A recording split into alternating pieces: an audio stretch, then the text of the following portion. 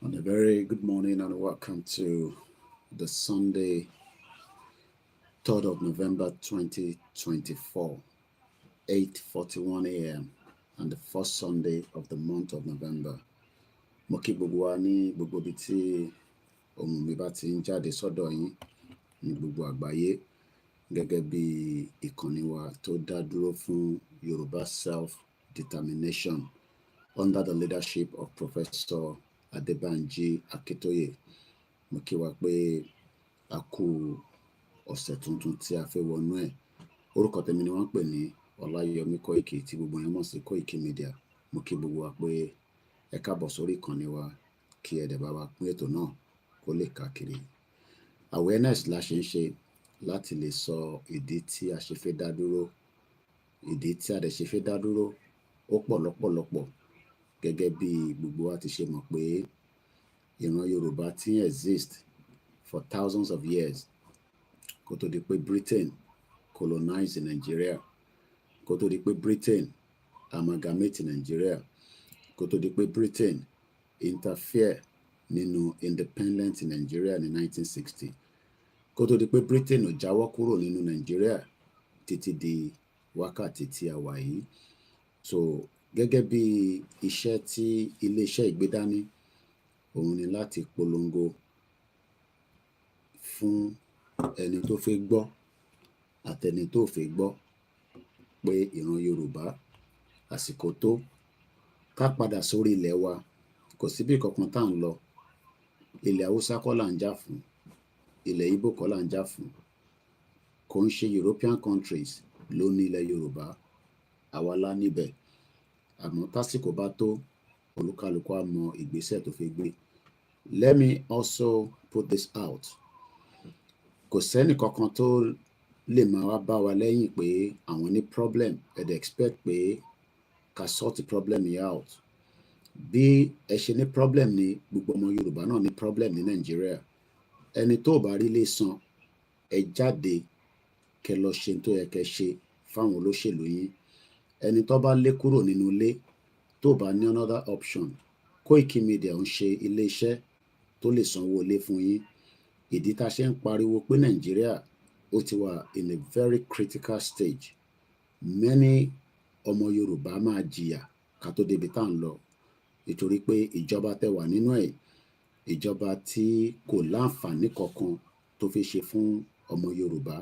A kìlọ̀ fún gbogbo ara wa kó tó di pé a lọ selection. Ó ń ṣe Yorùbá nation kò fún mi ní right pé mo gbọ́dọ̀ tọ́jú ẹ̀. Èmi kọ́ ni government, èmi kọ́ ni ìjọba, èmi ni media tí mo feel pé èyí tí mo gbé dání ó necessary. So tẹ bá wá ń bá wa lẹ́yìn pé nǹkan kan ṣe yín tá a bá ní kankan tá lè ṣe sí ẹ má fi ṣèbínú, torí èmi náà ní family tèmi ní Nàìjíríà tó jẹ́ pé láàárọ̀ yìí tó bá rí 1 million wàá gbà lọ́wọ́ mi, tó bá rí 10,000. So ẹni tá bá fún àtẹni tá fún èmi kọ́ ni responsibility yín. Ìdí tẹ́ ṣe ní government nìyẹn. Ẹni tó bá wá feel pé government òun ní kankan tó fẹ́ ṣe, ìwọ náà lè sacrifice ara ẹ fún ìran ẹ gẹ́gẹ́ bí wọ́n ṣe ṣe ní ìkànnà àwọn Arab country tẹ́nìyẹn dáná sun rẹ̀ kó tó di pé Arab Spring ó spring up. Tó bá dẹ̀ mọ̀ pé ò lè ṣe yẹn, ǹtẹ́ ẹ bá lè ṣe láti fi survive nínú Nàìjíríà, ẹ má gbé bùkátà yín wá bá mi. Èmi náà ní bùkátà tèmi tí mò ń nurse, mo ní problem tèmi tí mò ń tọ́jú. Problem tí mo gbé dání is very big and I don't want any other person. Mo ń ṣe Yorùbá nation, a ti ń ṣe Yorùbá nation. Yorùbá nation kọ́ ló dá gbogbo problem yín sílẹ̀. Torí Yorùbá nation kọ́ ló ṣe lose iṣẹ́ Nàìjíríà ni. Máa fún mi ní excuses pé torí òun ṣe Yorùbá nation ìtorí ẹ̀ ní iṣẹ́ ṣe bọ́ lọ́wọ́ ẹ̀. Irọ́ ló ń pa. Nigeria economy is dead. Ó dẹ̀ ti kú tipẹ́. So gbogbo pé ẹ darapọ̀ mọ́ Yorùbá nation ẹ wá fi máa fìyẹn ṣe camouflage àbí excuse. I'm not buying into that. I don't have sympathy for that. Tẹ bá rí àwọn tó lè support yín, fair enough. Èmi kọ́ ni problem yín.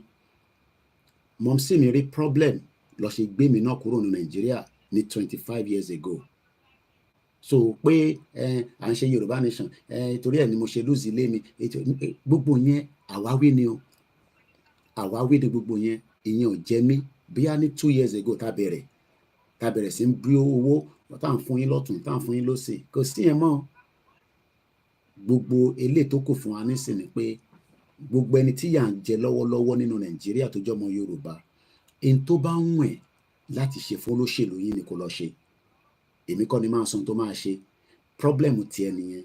Ẹni tí mo gbé dání kí n create awareness, ká dẹ̀ bẹ Ọlọ́run kó gbàdúrà wa, kó wọlá inú pé ìyà ń jẹ̀ràn wa làwa ṣe jáde. Bí bá gbé nílùú yìí for the next 30 years, ebi ò ní pa mí, ìyà ò dẹ̀ ní jẹ mí, nítorí pé mọ̀mísí mi ṣiṣẹ́ láti lé mi kúrò nínú Nàìjíríà ní 25 years ago. Ṣé má gbé bùkátà yín wá bá mi o. Bẹ́ẹ̀ bá wá, màá kàn máa sọ fún yín pé sorry ni.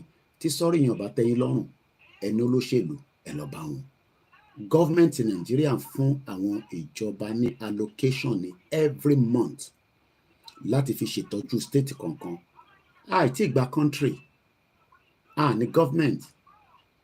Ẹni tó wà ní UK ó ń pè mí, báwo la ṣe lè rí owó, àwọn fi sanwó immigration. Yorùbá ò tí ì ní government. Owó tán ní kó máa dá, àwọn nǹkan ọ̀dá. Èlò lówó àwọn tó wà ń bẹ̀.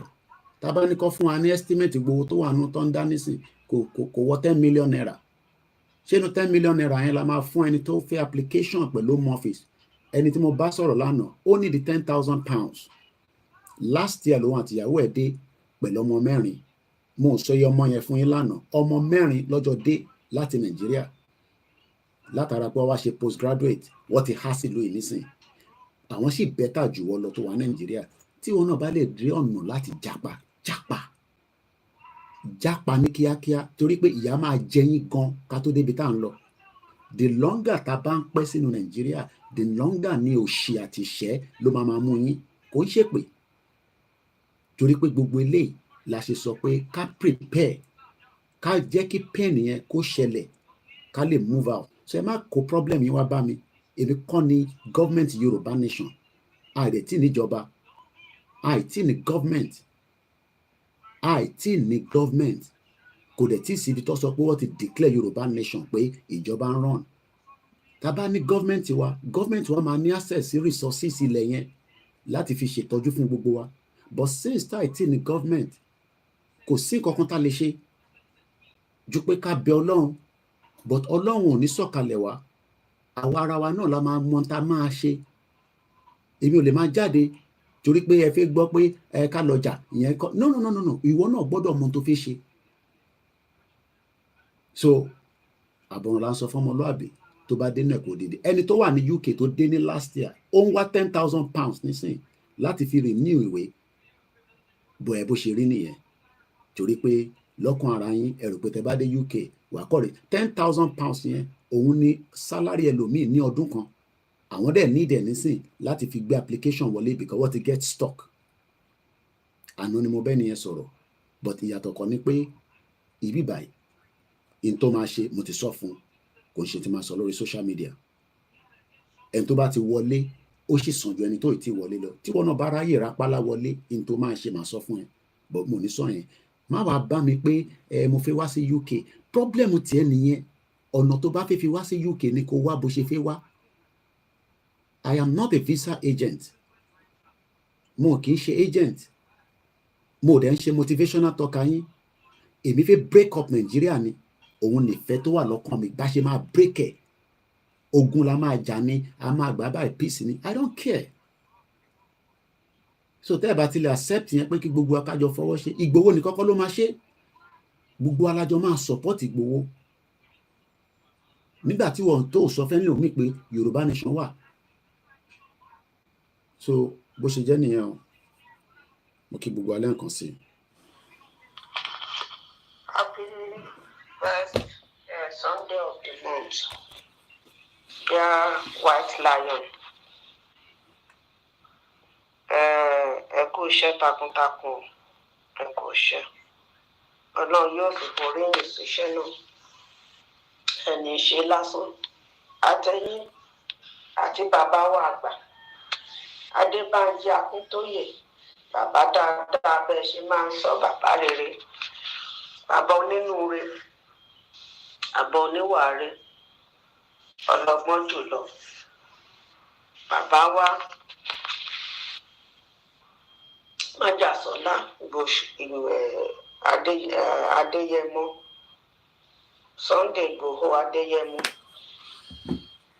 àtẹ̀yìn àti gbogbo ẹ̀yin tẹ́ ń fi tọkàntọkàn sáré àlàáfíà fún ilẹ̀ Yorùbá, sáré ìrọ̀rùn, sáré ìtura, sáré ìdàgbàsókè, sáré káyé ó yẹni, ayé yóò yẹ yín o, ayé yóò yẹ yín, ayé yóò yẹ yín. Ẹ nífọ̀kànbalẹ̀, gbogbo wa là ń nífọ̀kànbalẹ̀. Ọlọ́run yóò sì bá a mú wá sí ìmúṣẹ. Gbogbo eré ìje yìí kò ní já sásán. Ọlọ́run tó yàn yín, tó yan bàbá wa Sunday Igboho Òòṣà, tó sì dá bàbá wa Adébánjí Akíntóyè lọ́lọ́gbọ́n bí ọgbọ́n orí wọn, bí ọjọ́ orí wọn ṣe tó, tí ọgbọ́n wọn ò jọ́bà. Yóò bá wa kọ́wọ́ ti gbogbo eré ìje yìí ní kíá, ní kò pẹ́ kó jìnnà. Ọlọ́run yóò sì fi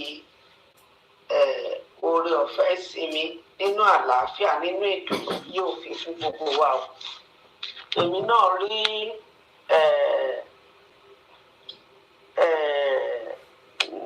ìròyìn yẹn lánàá lójú tẹlifíṣàn gbígbà. Nǹkan tó kọ́kọ́ wá sọ́kàn mi náà, òun náà lẹ sọ yìí. Mo ti rí ní bí mo ṣe tan fóònù mi sí, ó ti gbé information wá fún mi pé ẹ ti ṣe program lé lórí, ẹ ti béèrè pé ṣé arábìnrin máa lè jẹ́ jásí ìrànlọ́wọ́ fún ilẹ̀ Yorùbá. Àgbà ládùúrà Ọlọ́run yóò fi ọ̀rọ̀ ilẹ̀ Yorùbá sí lọ́kàn, torí pé ibi nǹkan tí a bá ní tí a mọ̀, òun ló ń jẹni lógún. Ibi tí a gbé tí a tọ́wò, òun là ń mọ̀ bóyá ó kàn àbí ó korò. À ń fẹ́ kó dùn, à ń fẹ́ kó kí bó ṣe rí lẹ́nu kó bóyá kó dáa sí ni, bóyá kó dùn sí ni, bóyá kíyọ̀ tó ni àbí iyọ̀ ti já. Àwọn tí wọ́n bí sí òkè òkun, ọ̀pọ̀lọpọ̀ wọn ò mọ tó ń ṣẹlẹ̀ níbi tí à ń pè ní Nàìjíríà rárá, bí a tilẹ̀ ń sọ fún wọn. Irú ẹ̀yin sìn ẹgbẹ́ bí ẹ kúrò. Àwọn tó ṣe bíi tiyín tó tiẹ̀ jẹ́ pé wọ́n bí síbí náà wọ́n dàgbà wọ́n tó kúrò. Ọ̀pọ̀lọpọ̀ nǹkan tẹ́ ń ṣe yìí kò kàn wọ́n rárá o. Àwọn tí wọ́n wà ń bí tó jẹ́ pé àdúrà kí wọ́n lo oore ọ̀fẹ́ kán fi Nàìjíríà sílẹ̀, kán má padà, kán má bojú ẹ̀. Àwọn ló pọ̀ jù, àwọn ọ̀dájú pọ̀. Iṣẹ́ ni mò ń béèrè lọ́wọ́ ara mi, tí mò ń béèrè lọ́wọ́ àwọn èèyàn pé ṣé Ọlọ́run dẹ̀ wá ṣe ìpinnu láti máa dá àwọn èèyàn burúkú sí ibi tí à ń pè ní Nàìjíríà yìí ni? Torí kẹtó bá ẹni tí ó ní ìwà tó dáa pàdé, mi ò wá mọ̀. Èmi gbà pé situation of things ló sọ wọ́n dábẹ́, ṣùgbọ́n ó ti pọ̀ jù nínú ìwà àwa èèyàn dúdú. Pé títí wa bá ti dáa, tí bàbá wa Májàsọ́lá, tí bàbá wa Adébánjí Akíntóyè, tí bàbá mi tí mò ń bá sọ̀rọ̀ yìí, àtàwọn tó ń fi tọkàntọkàn sáré pé kí ilẹ̀ Yorùbá ó dà, tí ẹ fi yàtọ̀. Torí ọ̀pọ̀lọpọ̀ táyé títí wọn, àwọn gan tó jẹ́ pé torí pọ́mọ wọn ò sí níbí, tó ń gbà pé iye dọ́là àbí pound tó ń bá ti fi ránṣẹ́ sí wọn, wọ́n wà òkè. Gbogbo ìdààmú tó ṣẹ́kù tó jẹ́ pé gbogbo kálukú tó wà bí là ń ṣe gbogbo ẹnikẹ́ni bá ti wà ní Nàìjíríà, èèyàn lówó kò lówó, orí jẹ orí jẹ, orí mu orí mu, àti lálàáfíà àti ní ìrọ̀rùn. Kọ́mọ́ ní ìrọ̀rùn yẹn pé à ń jáde báyìí láàárọ̀ ibi tí mo wà ń sìn, dọ́ọ̀sì tó wà ní ọ̀nà àdúgbò yẹn, ọ̀nà tí wọ́n dẹ̀ ti ń construct, tó ń fi about 3 kilometers wọ́n fi sílẹ̀ láàrin méjì tí wọ́n ṣe títí dè ní àwọn machine wọn wà níta ní ojú títì ń bẹ̀ wọ́n fi wọ́n sílẹ̀ ìgbà míì for a whole month wọn ní wá tó bá yá wọ́n tún lè wá wọ́n á wá kólẹ̀ wọ́n á dalẹ̀ wọ́n á ṣe gbá wọ́n á kàn ṣe bó ṣe jágbajàgba ìgbà tí wọ́n ń ṣiṣẹ́ ọ̀hún ní láti yẹ ìdààmú tán kó bá wa lójú àdúgbò ẹ wò ó kọjá sísọ mọ́ n bá lóore ọ̀fẹ́ ta lè ríra lójúkojú màá ròyìn ọ̀rọ̀ Nàìjíríà ọ̀rọ̀ Yorùbá ṣùgbọ́n síbẹ̀síbẹ̀ àdúrà ká bọ́ kọ́lọ́run fún wa ṣe òun náà ni mò ń gbà lọ́sàn mò ń gbà lóru mò ń gbà kọ́lọ́run tú wa sílẹ̀ mo dẹ̀ mọ̀ pé ọ̀pọ̀lọpọ̀ kékeré ni tèmi nínú àwọn tó ń gbàdúrà ọ̀pọ̀lọpọ̀ àwọn tó ń gbà jù mí wọ́n gbà náà Ọlọ́run sì á ṣàánú fún wa á jẹ́ kádùúrà wa gbà á lè bọ́ lọ́wọ́ ogun ìdààmú àtàwọn ọba ní ẹnikẹ́ni tó bá lòdì sífẹ̀ẹ́ pé kí alálàáfíà kọ́lọ́run bá a mú mọ́ṣẹ́ ṣe kó gbà wá sílẹ̀ ká lè jogún ìrọ̀rùn ẹ ṣé o ẹ kú iṣẹ́ à á sì fi àdúrà Kẹ́mi Bádé náà à fi sí àmúmọ́ra àdúrà wa Ọlọ́run ló lọ́kàn bá ti jòyè Ọlọ́run àbá ọkàn ẹ̀ sọ̀rọ̀ torí pé gbogbo nǹkan tá a máa ń sọ náà ní pé kì í ṣe ẹnikẹ́ni bá ti wà nípò a máa sọ a ní kì í ṣe òun nìkan kò lè dá ṣe oore ọ̀fẹ́ láti lè ṣe Ọlọ́run á fi sí lọ́kàn Ọlọ́run á lò fún àǹfààní pé kílẹ̀ Yorùbá kó di bí ìlú yangàn fúnra rẹ̀ gan kó lu Ọlọ́run á fi sí lọ́kàn pé ibi téèyàn ti ṣàn wá ibẹ̀ là ń pè nílé oore ọ̀fẹ́ àǹfààní bẹ́ẹ̀ Ọlọ́run bá fi sí lọ́kàn á jẹ́ kí iṣẹ́ wa lè yá adúpẹ́ o ẹ kú iṣẹ́ o Ọlọ́run ràn wá ṣe o ẹ kú ìsinmi ẹ bá ń káwọn èèyàn mi ń bẹ̀ o ẹ bá ń káwọn ọmọ Oòduà àtìyá wọn ẹ bá ń kí ìyàwó àgbà náà ẹ kú iṣẹ́ takuntakun. ìǹtẹ̀gbọ́n yẹn lára àwọn èèyàn wa tó wà ní Nàìjíríà lára àwọn ìyá wa tí Nàìjíríà tó ti ṣe ní jàǹbá tó pọ̀ ìyà tí àwọn mẹ̀kúnnù ń jẹ nílé ìyà yẹn ò ní stop àfi tá a bá kúrò nínú Nàìjíríà bọ́ tí ẹ̀yin kan bá wá sọ pé ìyà yẹn tẹ́ yín lọ́rùn pé ká má kúrò nínú Nàìjíríà kò sí nǹkan kan tá a lè ṣe sí. Let's start the program like this. Mo kí gbogbo apá àkójókòó and happy Sunday. If all goes as planned, a ní Àdìgún Mákànjúọlá pẹ̀lú bàbá wa Fatai Ògúnríbidó tó máa darapọ̀ mọ́ wa ní aago méje, and I believe that will be aago méje Nigerian time or Yoruba time, because ẹ̀yin ti wà láago mẹ́wàá àwa wà láago mẹ́sàn-án, so keep an eye on that interview tí a fẹ́ ṣe fún àwọn méjèèjì. If the network goes well, especially pẹ̀lú Àdìgún torí pé òun ò sí ní location tí èmi wà, location tó ń wà is outside the UK.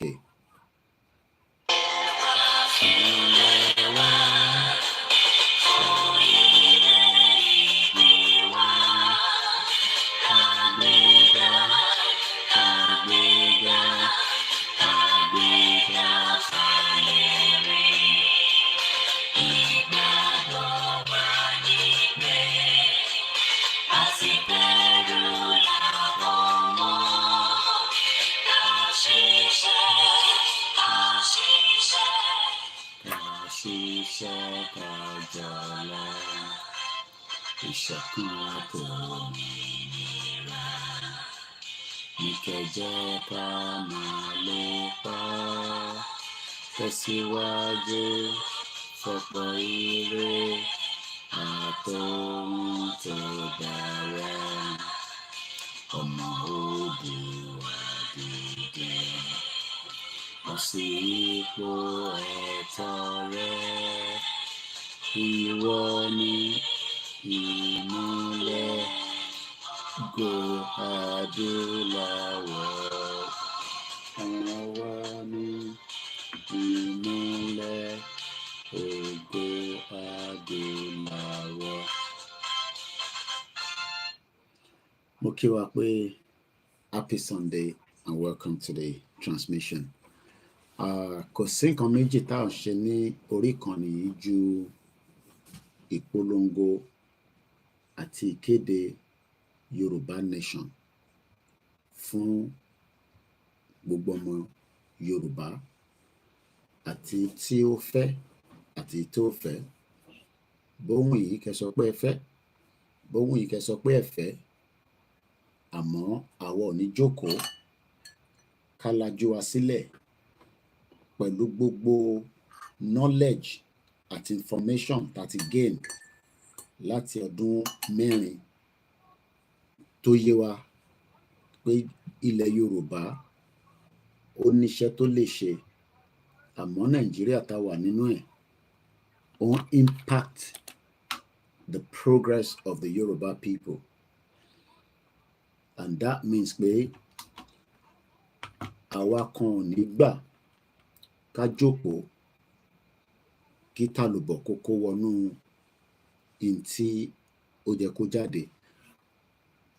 A ní 60 million Yoruba people ní Nigeria for argument's sake. But lára àwọn 60 million yẹn, gbogbo wọn kọ́ ló fẹ́ kíran Yorùbá dá dúró, torí pé wọn ò mọ ìdí pàtàkì tí ìran ṣe gbọ́dọ̀ dá dúró. Ìdí tá ṣe ń ṣe ọ̀pọ̀lọpọ̀ awareness lóòrèkóòrè nígbàkígbà kò ṣe pé convenient, kò dẹ̀ ṣe pé ó rọrùn, torí bí yàn bá jókòó 2 hours especially tó wà comfortable, torí ó ní gẹ́gẹ́ bí ìlú tèmi ń gbé, tó bá ń ṣiṣẹ́ nílé iṣẹ́ wọ́n gbọ́dọ̀ provide the kind of chair tó máa fi jókòó torí ẹ̀yin. So èyí tẹ́ ń gbọ́ wa náà láti jókòó 2 hours 3 hours láti fi gbọ́n tá à ń sọ, kódà ọ̀pọ̀lọpọ̀ ní tá à ń sọ ti tó pé ká lọ jáde sí títì ká ṣe gbogbo ohun tó yẹ ká ṣe láti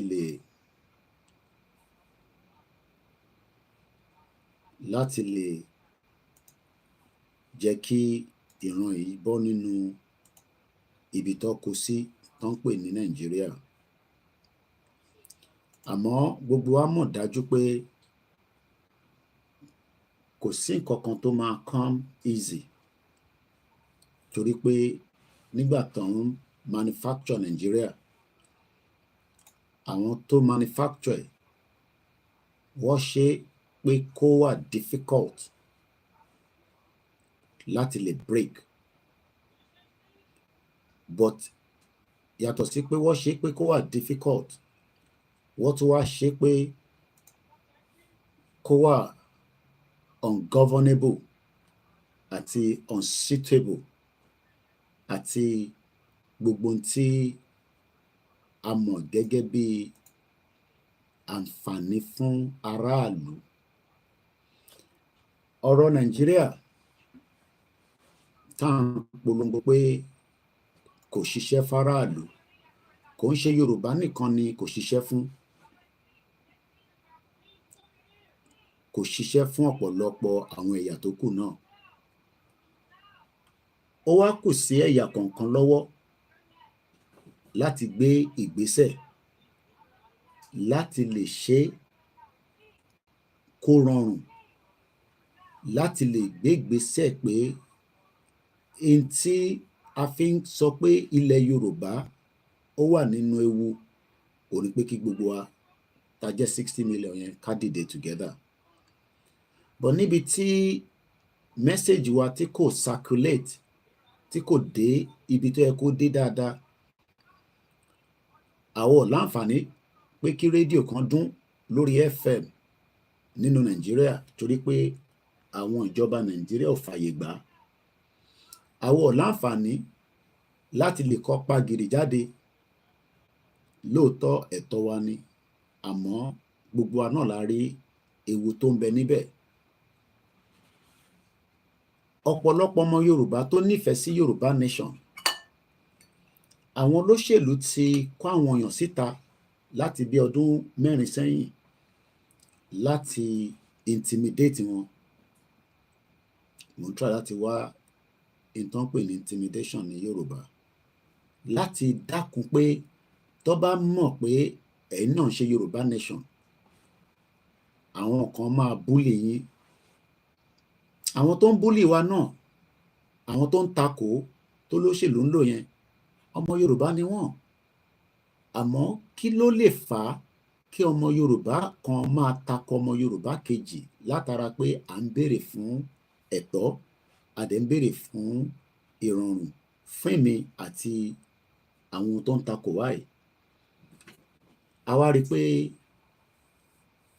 àwọn olóṣèlú instigate pé ìjọ tí Yorùbá bá láǹfààní àti dá dúró, ètò tí kò tò nínú Nàìjíríà á ní ètò tó pọ̀, nítorí pé a máa kọ́kọ́ make sure pé gẹ́gẹ́ bí ọmọ ìlú tó ń jẹ́ Yorùbá nation country or Odùduwà republic or Yorùbá kingdom, èyí tó bá wù wá la lè pè, a ní choice.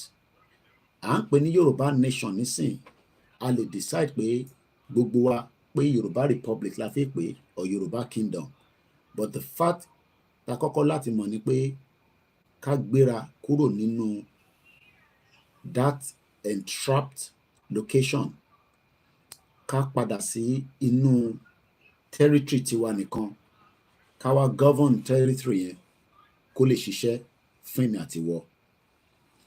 So àwọn tó ń takò yẹn kò ń ṣe pé ó wù wọ́n lọ́kàn láti takò. A mọ̀ pé ọ̀pọ̀lọpọ̀ nǹkan ó attach mọ́. In tó dé attach mọ́ jù ni pé the monetary aspect tán fún àwọn kan láti go against pé kí ìran Èkó dá dúró. Ẹ jẹ́ ká fi àwọn aráàlú sílẹ̀. Ẹ jẹ́ ká kọ́kọ́ lọ sọ́dọ̀ àwọn tó jẹ́ gbòógì nílẹ̀ Yorùbá, àwọn tí a mọ̀ pé wọ́n lé fọ̀n, wọ́n lé kaná, àwọn tá a mọ̀ pé tó bá wa gbé ọ̀rọ̀ sọ Yorùbá nation yìí jáde, á lọ síbi tó yẹ kó lọ. Àwọn la máa kọ́kọ́ pè ní àwọn ọba ilẹ̀ Yorùbá. Ó máa ń yà mí lẹ́nu pé nígbà tá ní Yorùbá ni wá, tí a dẹ̀ mọ̀ pé gẹ́gẹ́ bí wọ́n ṣe sọ fún wa nínú ìtàn, Yorùbá ní ọ̀pọ̀lọpọ̀ monarchy system of bá ṣe operate kó tó di pé àwọn òyìnbó dé. Gbogbo abà kọ̀ọ̀kan ló ní baálẹ̀, láti baálẹ̀ a ní oríṣiríṣi àwọn ọba títí dá àwọn ọba ńláńlá.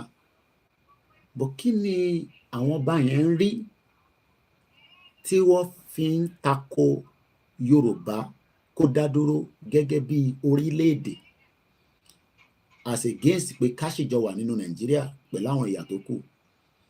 Ìyẹn ni mo fẹ́ ká máa rò ní gbogbo ìgbà, torí pé ìyẹn wà ó heavy gan, pé àwọn tí a pè ní àwọn ọba wa tí ó yẹ kó darapọ̀ mọ́, kódà àwọn ọba gan ló yẹ kó jẹ́, kódà ó yẹ ká máa ṣe broadcast nínú palace àwọn ọba kọ̀ọ̀kan pa fẹ́ gba Yorùbá nation, kó lè jẹ́ ká àgbáyé mọ̀ pé lóòótọ́ la fẹ́ gba Yorùbá nation.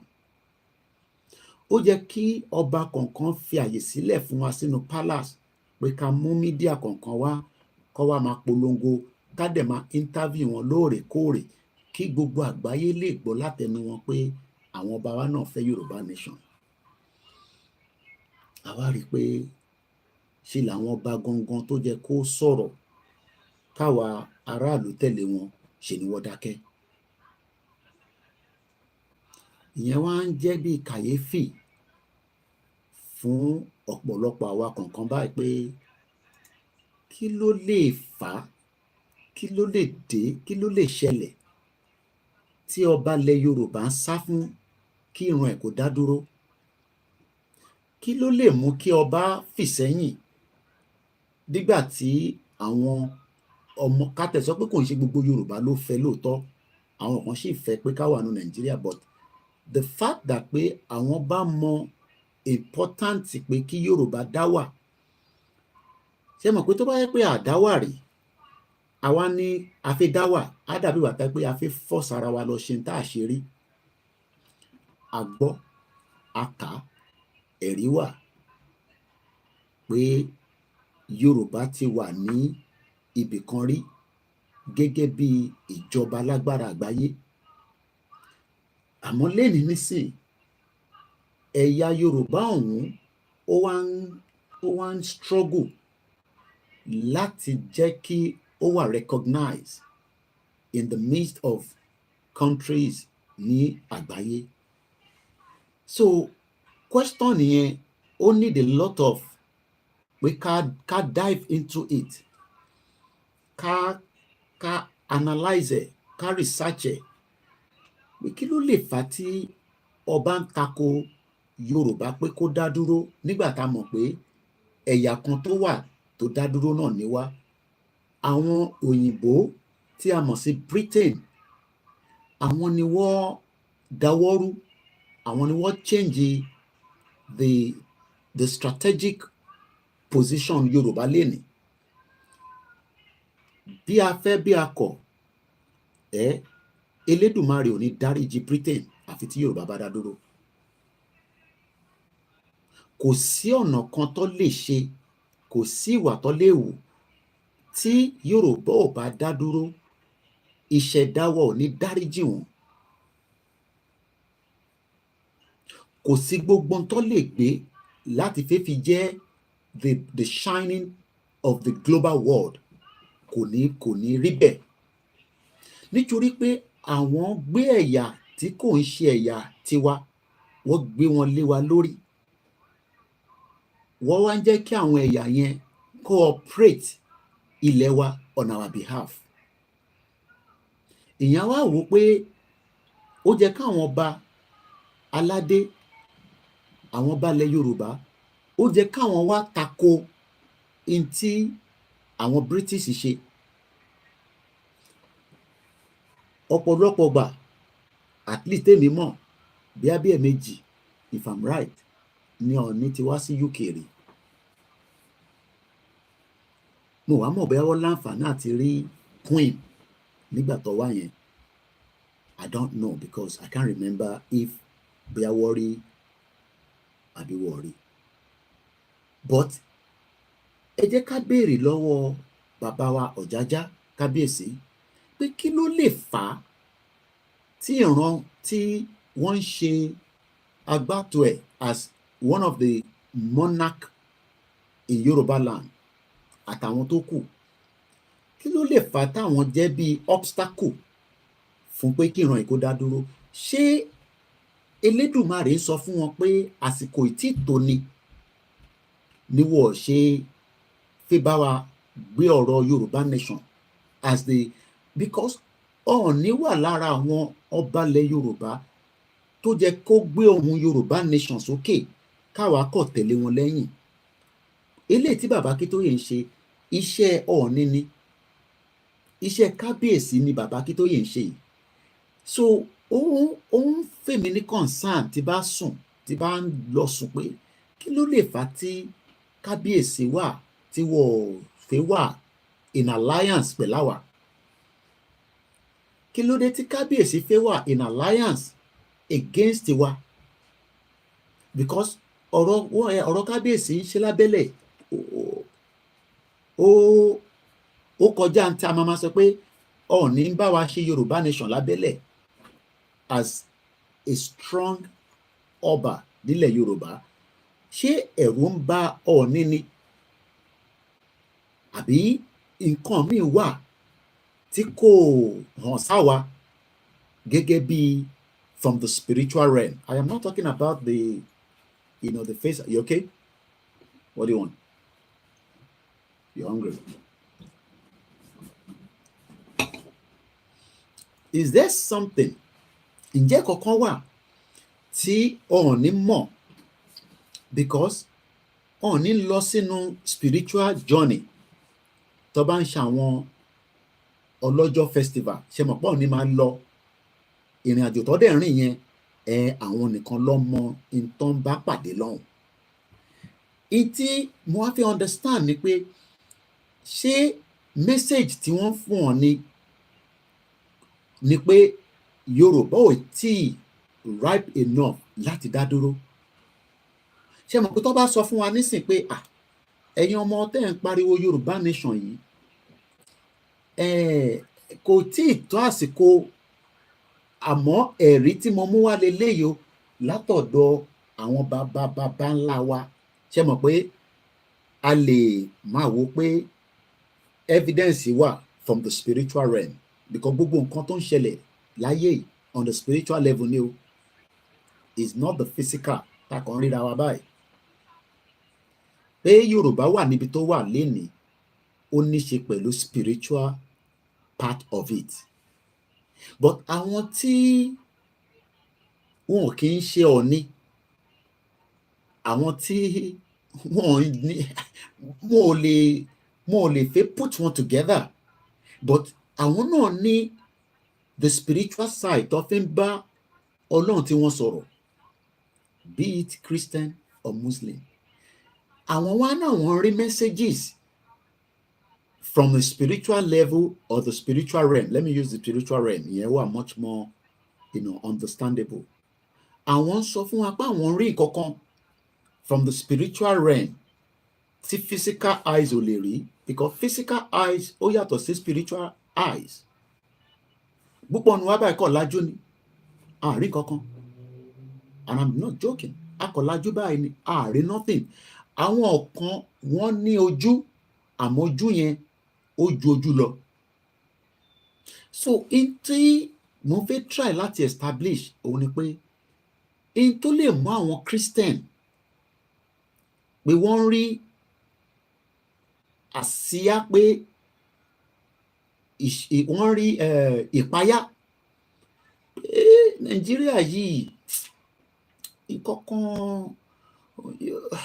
kátẹ agree pé Elédùmarè establish ẹ̀, kátẹ agree bẹ́ẹ̀ pé kò ń ṣe lùgá, kátẹ agree, because a lot of people still ask that báwo ló ṣe kọ́ńkà wa, àwa tá ní agbára, àwa very powerful as ẹ̀yà, wọ́n dẹ̀ padà kọ́ńkà wa, ká kọ́ accept pé ohun Elédùmarè ni, because if not kò tẹ̀ jẹ́ ká wà ní stage pé and question báwo ló ṣe kọ́ńkà wa, because bó ṣe kọ́ńkà wa yẹn is still baffling a lot of people. Pé báwo ni òyìnbó kan ṣe kọ́ńkà wa. Ìyẹn mo ṣe ní kákọ̀ agree, kákọ̀ accept, kákọ̀ gbà pé ohun Elédùmarè ni. Now ṣé nígbà tó kọ́ńkà wa yẹn tó wá ń lọ títí ẹ jẹ́ ká yọ gbogbo amalgamation ti expire, because gbogbo yẹn formalities ni, gbogbo yẹn a kàn ń lò as the physical part, but on the spiritual side ṣé Elédùmarè tuntun wá yí ohun padà pé ó dá òun kó gbogbo yín papọ̀ ni, with the hope pé bóyá ìfẹ́ á wà, ẹ lè bára yín ṣe, ìyẹn gbogbo àwọn ẹ̀yà tí wọ́n pè ní Nàìjíríà. Àmọ́ ní sáà yìí, ní wákàtí òun ò rò pé ó jẹ́ kẹjọ wà together mọ́. Now àwọn tí àwa expect tó jẹ́ kó deliver message yẹn fáwa, wọ́n fún wa ní message yẹn. Ìyẹn àwọn spiritual fathers wa tá mọ̀ sí àwọn kábíyèsí. Ṣé mọ̀ pé àwọn kábíyèsí gangan ló yẹ kó máa fún wa ní message pé ìran Yorùbá máa bọ́. Ṣé mọ̀ pé àìtí rí clarity látọba kankan yàtọ̀ sí bóyá méjì mẹ́ta, but àwọn tá expect Àwùjalẹ̀, Aláké, Ọọ̀ni of Ifẹ̀, àwọn tó jẹ́ pé nínú palace wọ́n gbọ́dọ̀ dífá, wọ́n gbọ́dọ̀ consult, ẹ ti understand, as because Yorùbá làwa, consultation wà bá ṣe ń communicate pẹ̀lú àwọn ẹ̀yà tó jẹ́ àwọn leaders wa, I'm not talking about leaders in politics, from the spiritual level. Àwọn ló yẹ kó máa fáwa ní sermon pé nígbà tí wọ́n dí Ifá o, ọ̀ nígbà tí Ọ̀ọ̀ni rìnrìn àjò nǹkan báyìí ni Ọ̀ọ̀ni mú padà wá o, kó wá bẹ̀rẹ̀ sí í break it down fáwa tí wọ́n pè ní tọ́jọba lé lórí. Ṣé wàá mọ̀ pé gbogbo wọn kò dákẹ́, wọ́ọ̀ fèsì bí wọ́ọ̀ fèsì ọ̀hún, àní wọ́ọ̀ dẹ̀ sọ kankan. Ó wá jẹ́gẹ́ bí nǹkan tí ó ń mo mọ̀ kó dà pé bàbá wa fẹ́ bá wa bí a fẹ́ bá wa dá sí ẹ bá mute background ẹ̀ tẹ́ bá ti wọlé. Ẹ káàárọ̀ sá o, ẹ pẹ́ tó. Ètò nìyẹn. Àwọn ìbéèrè yín wọ̀nyẹn òun ni mo fẹ́ yànnàná. Ṣé ń gbọ́ mi sà? À ń gbọ́ yín kétékété. Ẹ ṣé gan. Now, mo máa fún yín láwọn scenario kan. Màá wá explain. Now, spiritual ló ń control physical. Anything that happen physically, it has already happened or represented in the spiritual. Physical ma decode any our materialize. Now, ní 2014, amalgamation expire. Now, òmìnira wa ti pé láti gba òmìnira láti ọjọ́ yẹn lọ. Now, 3 years after, in 2017, 3 years after, ní spiritual ṣẹ̀ṣẹ̀ wá gbé jáde láti rán wa létí in the astronomy wa show ẹ̀ wípé ó tó kẹgbà òmìnira because it has happened right in the spirit, but physically human being may forget. The generation that supposed láti gba òmìnira may not even know history. Now, God has programmed it to remind the generation why the astronomy in the heavenly places, in the spiritual, bring it out, so that people that have knowledge can decode and now start working on it. So on the issue wípé ó ti tó ká gbòmìnira or kò tó ká gbòmìnira is clearly spelled out. Bẹ́ẹ̀ dífá sí, bẹ́ẹ̀ ṣe anything, bẹ́ẹ̀ ríran anything Yorùbá ti tó láti gba òmìnira. Everybody knows that. Because the heavens has declared it and even physically has shown it. Gbogbo àwọn ọba yẹn pátá ní Ifá ti bá sọ̀rọ̀ and àwọn rúmọlẹ̀ sọ fún wọn wípé ó ti tó ká gbòmìnira. Now, wọ́n ní irun tó wà ní ẹ̀yìn Ọ̀fà ojú òjé lọ. Òun ni tó ń bá àwọn bàbá àti àwọn ọba wọ̀nyí lẹ́rù wípé nínú condition tí wọ́n wà yìí, báwo làwọn ṣe fẹ́ gba òmìnira. Now, where their mind is blocked is because they don't think a way out. They are consuming fear. So wọ́n wá yọ̀ǹda gbogbo ẹ̀ padà sí ọwọ́ àwọn alálẹ̀ wípé ìwà alálẹ̀ o, ẹ̀yin alálẹ̀ yín lẹ́sàn ọ̀nà tẹ́ bá máa gbà ní kẹ́ ẹ ṣe. God doesn't work like that. God doesn't work. He will do his part and he will allow you to do your part. But when he has done his part, he's backing you. You will not fail. But when you refuse to do your part, it will be there. It will be there till the day you wake up. Ọ̀ọ̀ni of Ifẹ̀ mọ̀ wípé àkókò tó fún òmìnira ilẹ̀ Yorùbá. Ọ̀ọ̀ni of Ifẹ̀ want òmìnira ilẹ̀ Yorùbá. But they are in what do we say? They are in hold with federal government of Nigeria. You will not expect Ọ̀ọ̀ni of Ifẹ̀ to come out openly, publicly, and say that. Just like the politicians.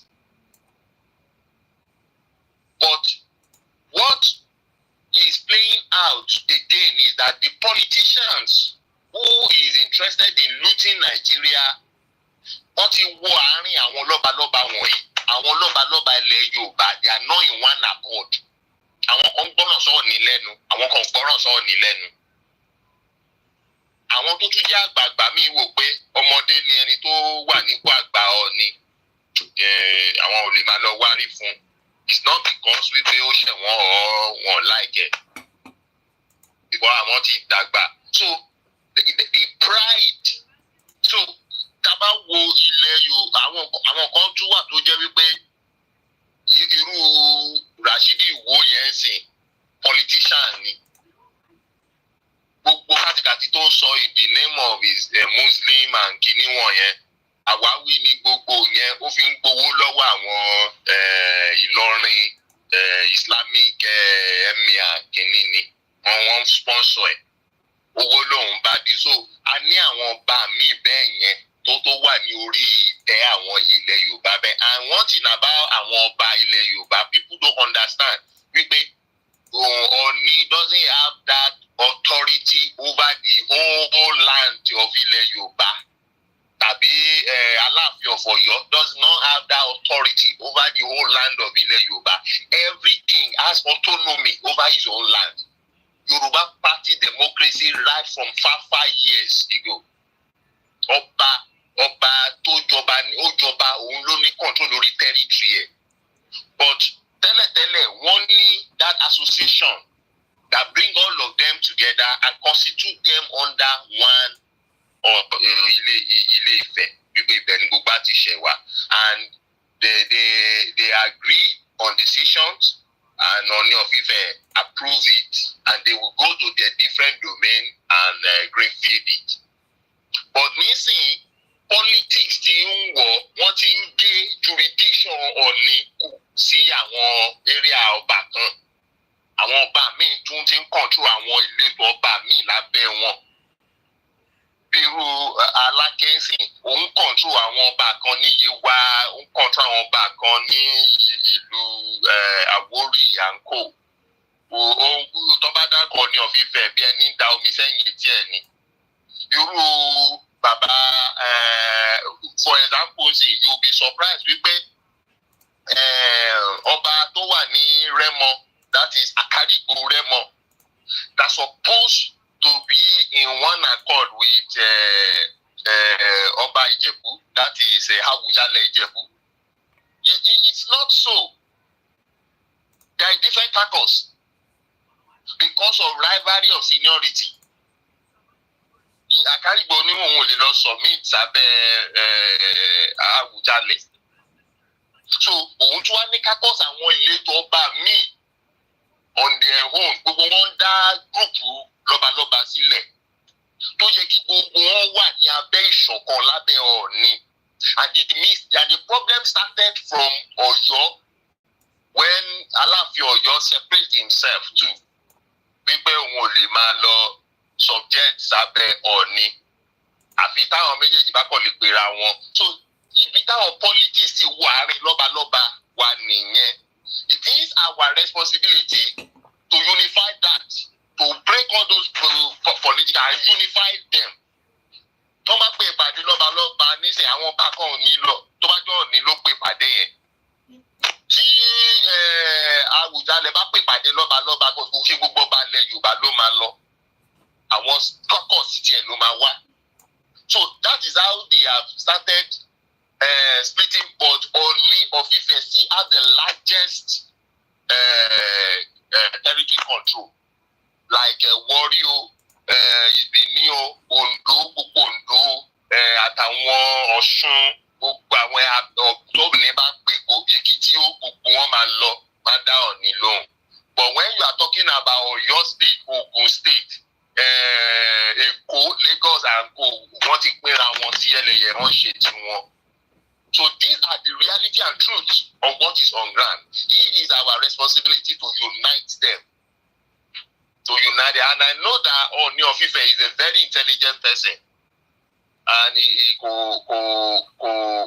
ní disrespect àwọn ọba aládé wọ̀nyí. Now, majority of àwọn ọba wọ̀nyí ni wọ́n fẹ́ Yorùbá nation.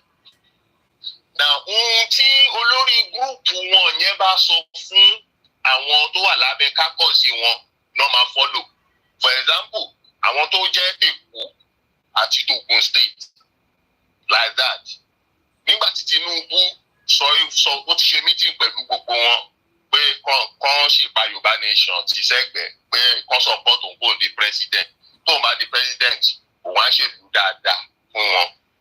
Gbogbo àwọn ọba yẹn wọ́n gbọ́ tó lọ̀gá wọn sọ because Tinubu ti rí ọ̀gá wọn. Then that's why most of them keep quiet about Yoruba nation. They supported Tinubu. Now they are all regretting àfàwọn olórí wọn ẹ tó ti gba nǹkan táwọn fẹ́ gbà tiwọn. That's why I say politics has entered into it. Some of those kings, the most of them are regretting now. Wọ́n ní pé tó bá jẹ́ Yoruba nation yìí ní ká gba ilẹ̀ wa. But if you leave this alone, if you don't take action, if you don't try to regulate or organize them, that fi wọ́n lẹ̀ sọ́dọ̀ ara wọn tá kì í ṣàwọn ló máa gbé ìpàdé fún wa, àwa ló yẹ ká gbé ìpàdé fún wọn. Like I said, delegate sí wọn ni, ọ̀rọ̀ tó bá jẹ́ pé bẹ́ẹ̀ náà fẹ́ wá kán wá síbẹ̀, tó bá lè wá síbẹ̀ tó bá jẹ́ nínú Nàìjíríà náà wá ló yẹ ká gbé ìpàdé fún wọn ká dẹ̀ send delegate to unite them. Kì í ṣe pé olóṣèlú ló máa control wọn to use them against us. So those are the realities on ground. So now, àwọn báyìí, majority of them want Yoruba nation, except few of them that are on journey the ìbàjẹ́ Nigeria or táwọn olóṣèlú sponsor, except few of them like that. Now, it is not from their mouths to publicly say it. Under Constitution Nigeria, tó gbé wọn sí ipò yẹn, wọn ní láti come out publicly to say it. Now, what we need to do is, after working with them, getting to know those one among them that want Yoruba nation, we work with those ones. The rest that doesn't want, some might be changing their mind alongside. Some may not change their mind till we achieve what we want to achieve. Then when we achieve what we want to achieve, only kìíní kan ló máa tọ́ka sí ibi tí kìíní kan máa já sí. So irú àwọn yẹn, wọ́n fi kó wọn lẹ̀ wọ́n á já pa ni. So these are the things. And another scenario is that kò mean wípé nítorí àsìkò ti tó wípé automatically àbẹ̀wá gbà. Tá a bá gbé ìgbésẹ̀ tó yẹ ká ṣe, àní gbà á wà bẹ́ẹ̀. Àsìkò dẹ̀ ti tó ti kọjá. When the children of Israel were in captivity in Babylon, ní Iraq, now àwọn orílẹ̀-èdè ní Russia and Iran, àwọn Mede and Persia, àwọn Iran ní Persia, àwọn Russia ní Mede, they call it Medo-Persia Empire. Àwọn ẹrú gbógun ti Babylon, Iraq, wọ́n wá take over world power from Babylon, which is Iraq. Now, àwọn ọmọ Israeli wọ́n wà ní Babylon that time as a slave, just like the way we are in different countries, working in developing other countries. Daniel was in Babylon. He's a king's executive. He's one of the king's executive there. Now, nígbà táwọn Medo-Persia wá to conquer Babylon, so àwọn ẹ̀ tún wá transfer Daniel lọ sí Shushan. Shushan is in Iran or something. So one control region. And now, Bible sọ wípé Daniel ó study the book of Jeremiah. When you read Daniel chapter 9, he was curious because ẹrú ni wọ́n ní sí wọ́n ti tún wá di ìwọ̀fà. Ìwọ̀fà mean wípé àwọn tó kó wọn lẹ́rú wọ́n ti tún wá di ẹrú. So àwọn their ẹrú raised to power 2. Because àwọn tó kó onígbà tó wà ní Babylon ẹrú ni wọ́n. Now àwọn tó kó wọn lẹ́rú yẹn wọ́n ti tún kó àwọn yẹn náà lẹ́rú, àwọn ti wá di ìwọ̀fà. So àwọn máa tún ṣe ẹrú fún ẹrú. That's the situation that time. So he was curious about the situation and about the state. Bible sọ pé ó study, he research the book of Jeremiah, because Jeremiah ni prophet. The prophet was the word professor was taken from prophet. So tá a bá ní prophet kì í ṣe àwọn tó kàn máa ń gbọ́nra tọ́ni mọ̀rí ránṣẹ́ mọ̀rí. We are talking about knowledgeable people of those times. Àwọn amòye, àwọn ọ̀jọ̀gbọ́n ayé ìgbà yẹn náà pè ní prophet. And all education, all knowledge is encapsulated in one particular truth that time. That's why I read a prophet òun ló lè ṣiṣẹ́ medical, a prophet òun náà ló lè ṣiṣẹ́ education to educate, a prophet òun náà ló lè ṣiṣẹ́ gbogbo everything, direction and co. So one is a prophet, he can give direction, he can perform miracle medically, he can do only wisdom, and because all knowledge that was encapsulated into one single truth. So àwọn tó ń pè ní prophet, they are knowledgeable people. So kì í ṣe àwọn nǹkan tá à ń rí nísìn tó tẹ táwọn ẹ̀kọ́ máa lọ sẹ́jú máa ríran. That's not a prophet. You are a seer. A prophet is knowledgeable people, and they will postulate or give prophecy based on the adequate knowledge that they have, that now give them postulation of the next thing that could happen. That's the reason when they postulate with all those facts, what they say will happen will actually happen, except you take precaution. So that's the prophet. Now, òun wá study book of Jeremiah.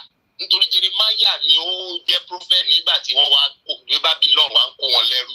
And Jeremiah wá sọ nínú ìwé yẹn wípé ẹrú tó ń kó wọn lọ yẹn o, according to the program of God, òun ti rí nínú constellation, ó ti rí code yẹn, ó ní they will be slaves there for 70 years. So Daniel wá decode níbẹ̀ yẹn wípé they supposed to be slaves in Babylon for 70 years. Or 70 years yet you built it.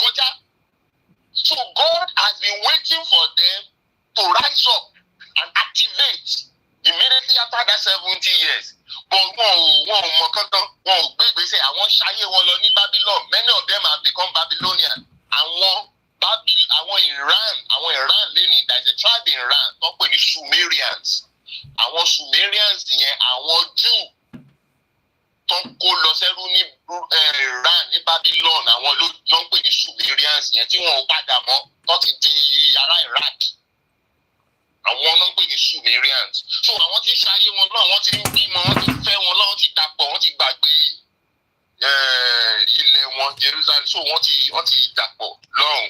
So Daniel ni ó research ló wá understand pé àwọn òtún lè láti ẹrú àwọn tuntun di ìwọ̀fà.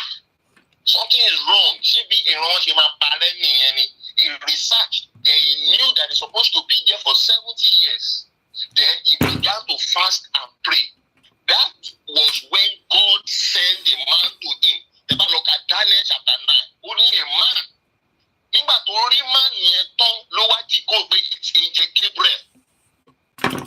So God will not come to you with one strange something. Gbogbo mo sọ nígbà kan mo ní gbogbo àwa tá wà láyé yìí. We are not only here.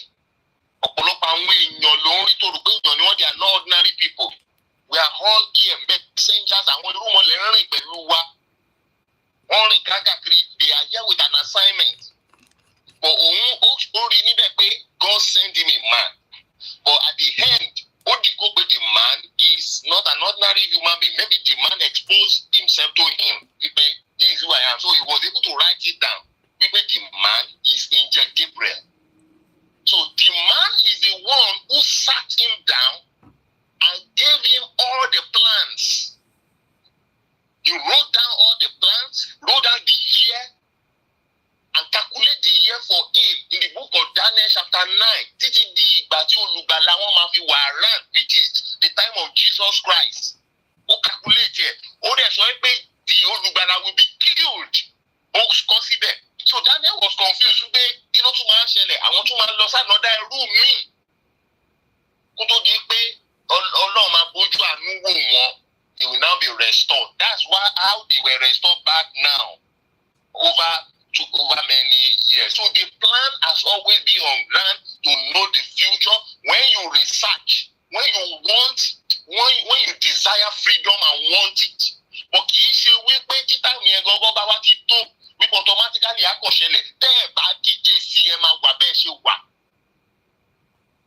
So that is the reason. So that's the reason I believe in action and taking action. I don't believe in talk.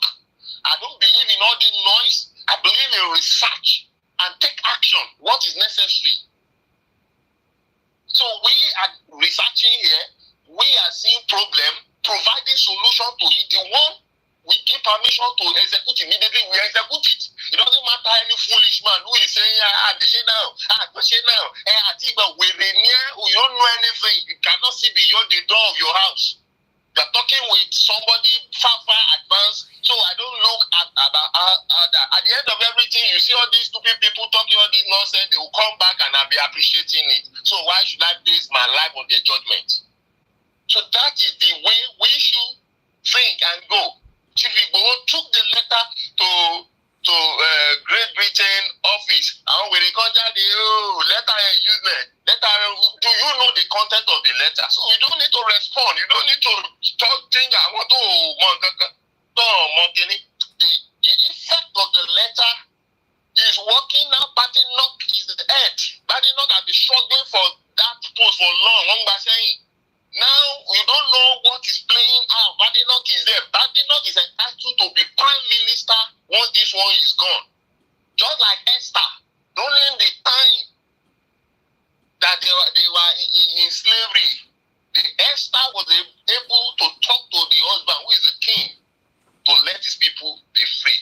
And God said that his uncle told him that you don't know that you are here for such a time as this. If you didn't help us, God will send the help from another race for us. God has put you in this position for such a time like this. And Esther go inside at the time that he's supposed not to see the king, her husband. He risked his life and told him that he should free his people. And the king, after taxes the second, ordered the independence of the Jewish people.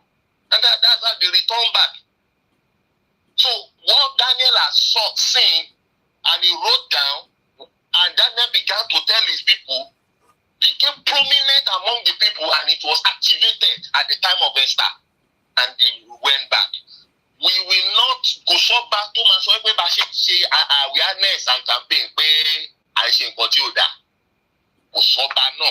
Could there see any Yòrùbá politician come to my name called you da lanche? I share awareness. Àwọn ò lè sọ̀rọ̀. Àwa náà látó láti máa sọ̀rọ̀. Bá ṣe ń pariwo yẹn is assisting them in one way or the other. Is assisting them in every angle. Even politically within Nigeria is assisting them. Because wọ́n mọ̀ wípé tẹ́ bá wà àwọn èèyàn wa fẹ́ lọ. And we will give them support. So one way, hey, Kamato. So unlike what is happening to our people in the East, Nigeria will take power completely segment. But we are not going to relent. What is expedient for us to do?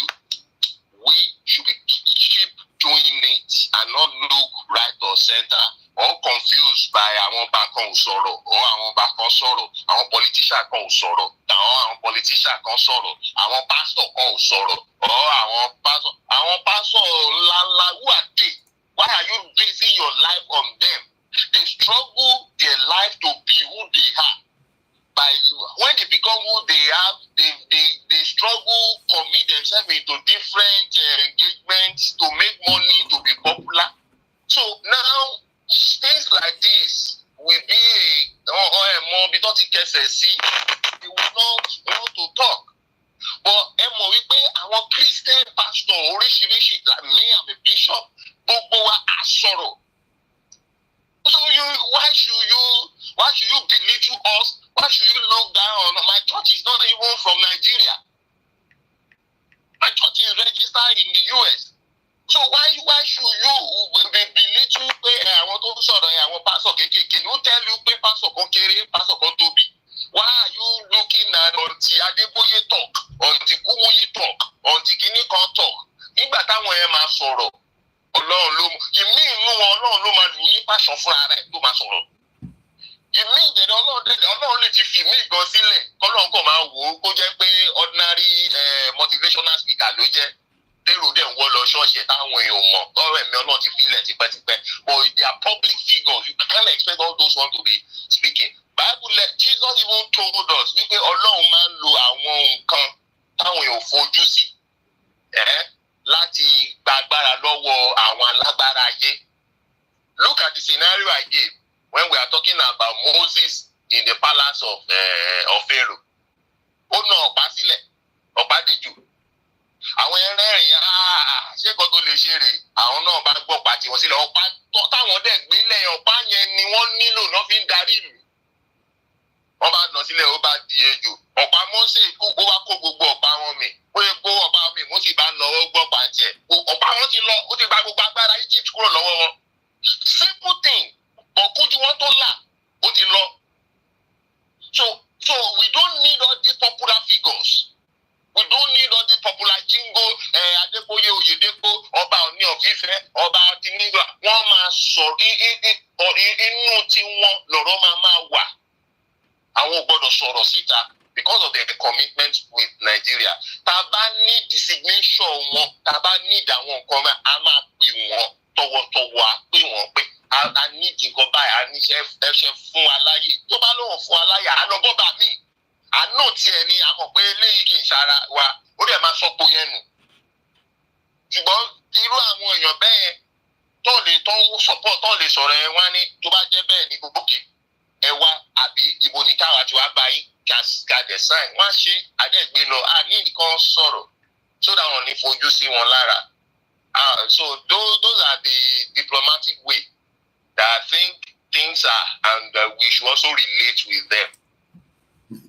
So thank you. Wow. We all need to keep equipping our security forces, equipping our doing work on our diplomatic move, on our parastatals and everything. And they need to start functioning now like little operations, little firm. Kì í ṣe pé tá a bá gbàdúrà tán la fẹ́ wá dálẹ̀ àwọn kan tí ò mọ̀ kankan wá máa dùn ipò ló ń dùn ipò tó ò lè ṣẹ́ ní jàmbáre. So ìyẹn ní failure àwọn kan tó lọ kóra wọn sí YSDM tó ń dàbẹ̀rù bọ́ ọlọ́run tí ń tó bẹ̀. So it is well. Thank you. Ketulo, just another probably 5 minutes or 10. Yeah. Kemi Badenoch. I'm going to read this quickly, Yeah. and it's again from another strong supporter like you of Yoruba Nation. You mentioned a bit of what he wrote here, but let me just read it briefly. Voice of Emancipation, Kemi Badenoch, a Yoruba lady may become the UK Prime Minister by Kayode Emola, 2nd of November 2024. She was the last person to enter the race to replace Rishi Sunak as the Conservative and the Unionist Party leader in the UK. But alas, she was the last person standing as she takes on a new role on His Majesty loyal opposition leader. Eyes will be on this young Yoruba girl who grew up on the street of Lagos and what she has to offer. A little over 100 years ago, it would have been unimaginable that a woman could even be allowed to vote, let alone lead any major political party in the United Kingdom. However, today, a woman of Yoruba heritage is not only leading one of the oldest political parties in the UK, but His Majesty's opposition party. While many Yoruba may be quick to congratulate Olukemi Badenoch, I believe it is time that those around her educate her on the dangers our Yoruba homeland is facing. Since colonization, Yoruba land has never remained the same in all aspects of developmental growth. We have fared even far worse since independence in 1960 and the return to democracy in 1999 than any living memory. The story of our people in Yoruba land is nothing to write home about, as Nigerian economy continues to suffer from hyperinflation. While Olukemi Badenoch's role as an opposition leader may not give her the needed power to do whatever she wants, it is time for her to recognize that she is now in a strong position of influence. That influence must be used to advance the cause of Britain and our native Yoruba homeland. As His Majesty loyal opposition leader, I will employ her to use her position to fight the injustice suffered by many ethnic minorities across Britain and around the world. She's in a strong position like the biblical Esther, who used her position in Babylon to influence the king of her people. Olukemi Badenoch must recognize that any river that forgets its source will eventually dry up one day. The Yoruba heritage has a way of replenishing knowledge to those that seek it diligently, and I will implore Olukemi Badenoch not to shy away from her roots. The focus now for the opposition leader is to rebuild the Conservative Party to wrestle power from the Labour Party in 2029 or earlier if luck were to run out of Sir Keir Starmer. Olukemi Badenoch has shown herself to be a talented young woman who is able to break any glass ceiling, and I pray God's grace that she will succeed in her new role and surpass expectation. She must never be complacent with this newfound love she has earned from the Conservative Party. She must repay that trust with loyalty and hard work, and the least we can do as fellow Yoruba people admirers is to pray for her to succeed.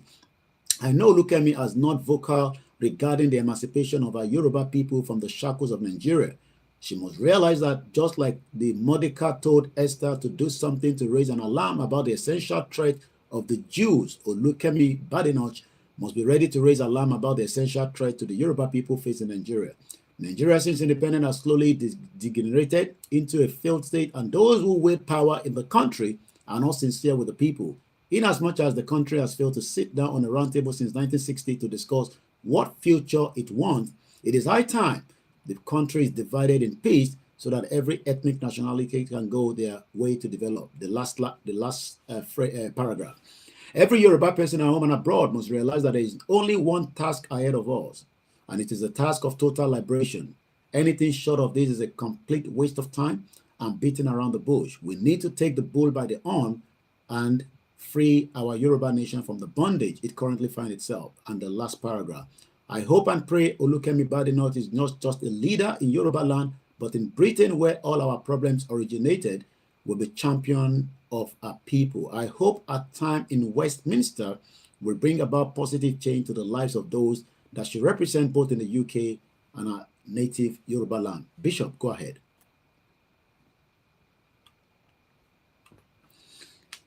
Do we still have Bishop there? Okay. Bishop, you're muted. We can hear you. Okay, can you hear me now? Go ahead. Thank you very much. Okay, now, we should not wait till politicians grab Badenoch and start influencing her. Or when she now become real prime minister, that's when we now be pressuring on her. And remember your people, remember, he has no business with you.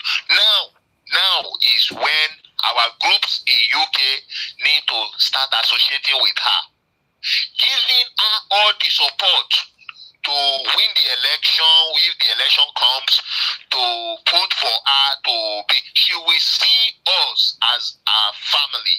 Then now is the time that all those desire that we want, petition to have a separate Yoruba state, need to be channel submitted to her, that she should study it. It's not that you go and meet her and be talking mouth to mouth. It should be documented and submitted to her.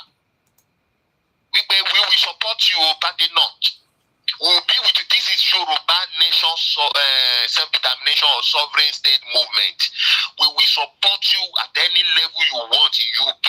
But this is our bid. When you get to that place, please help us present this. Help us throw it in the parliament. Send delegate to Nigeria. Tell Nigeria government to do meeting to let the countries have its own autonomy, because Nigeria is not working and you are putting a lot of Nigerian citizens in penury. So when we take action like that from now, not when she become PM, from now and relating, then another issue is we should not tell her to speak now. She should not be speaking now. It is when she gets to that post that she should speak. Because if she speaks now, that can be used by opposition party against her this thing.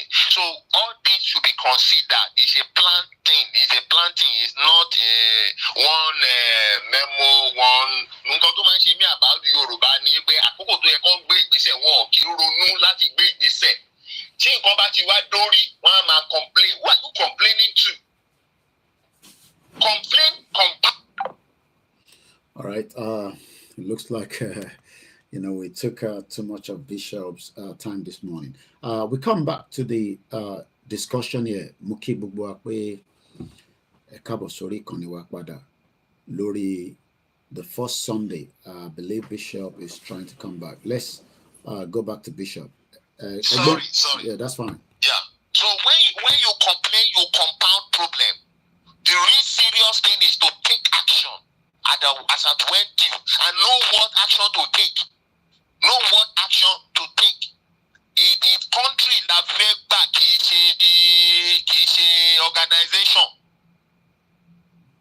organization that should be cordial and corporate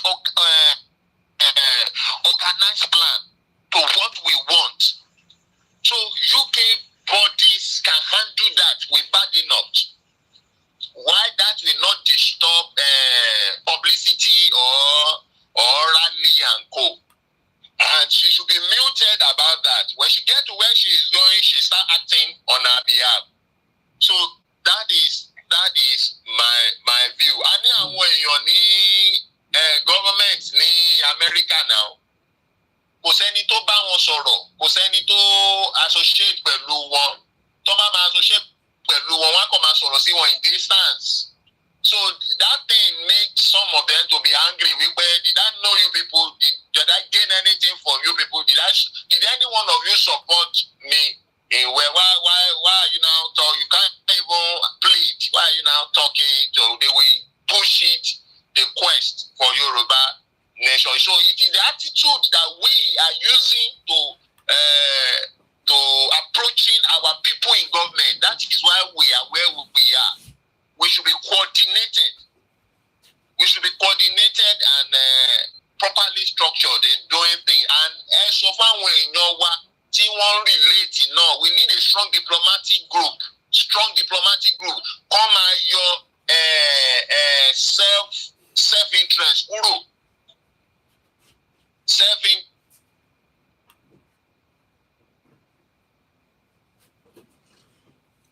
think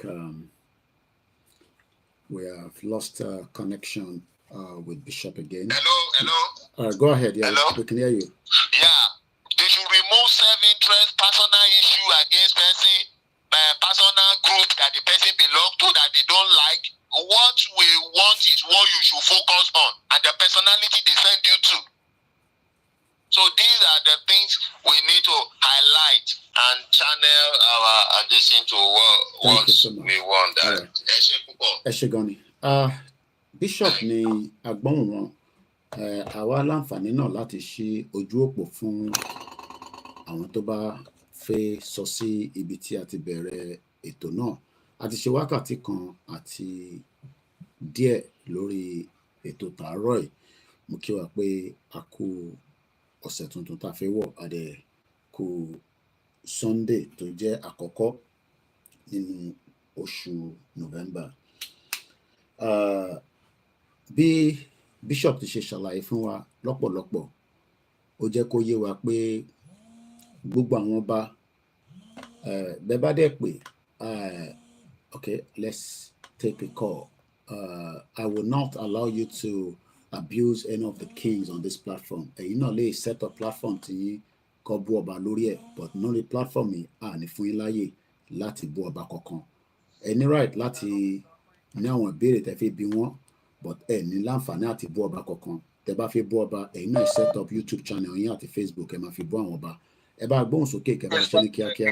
Ẹ káàárọ̀. À ń gbọ́ yín sẹ́ káàárọ̀. Yes, sir.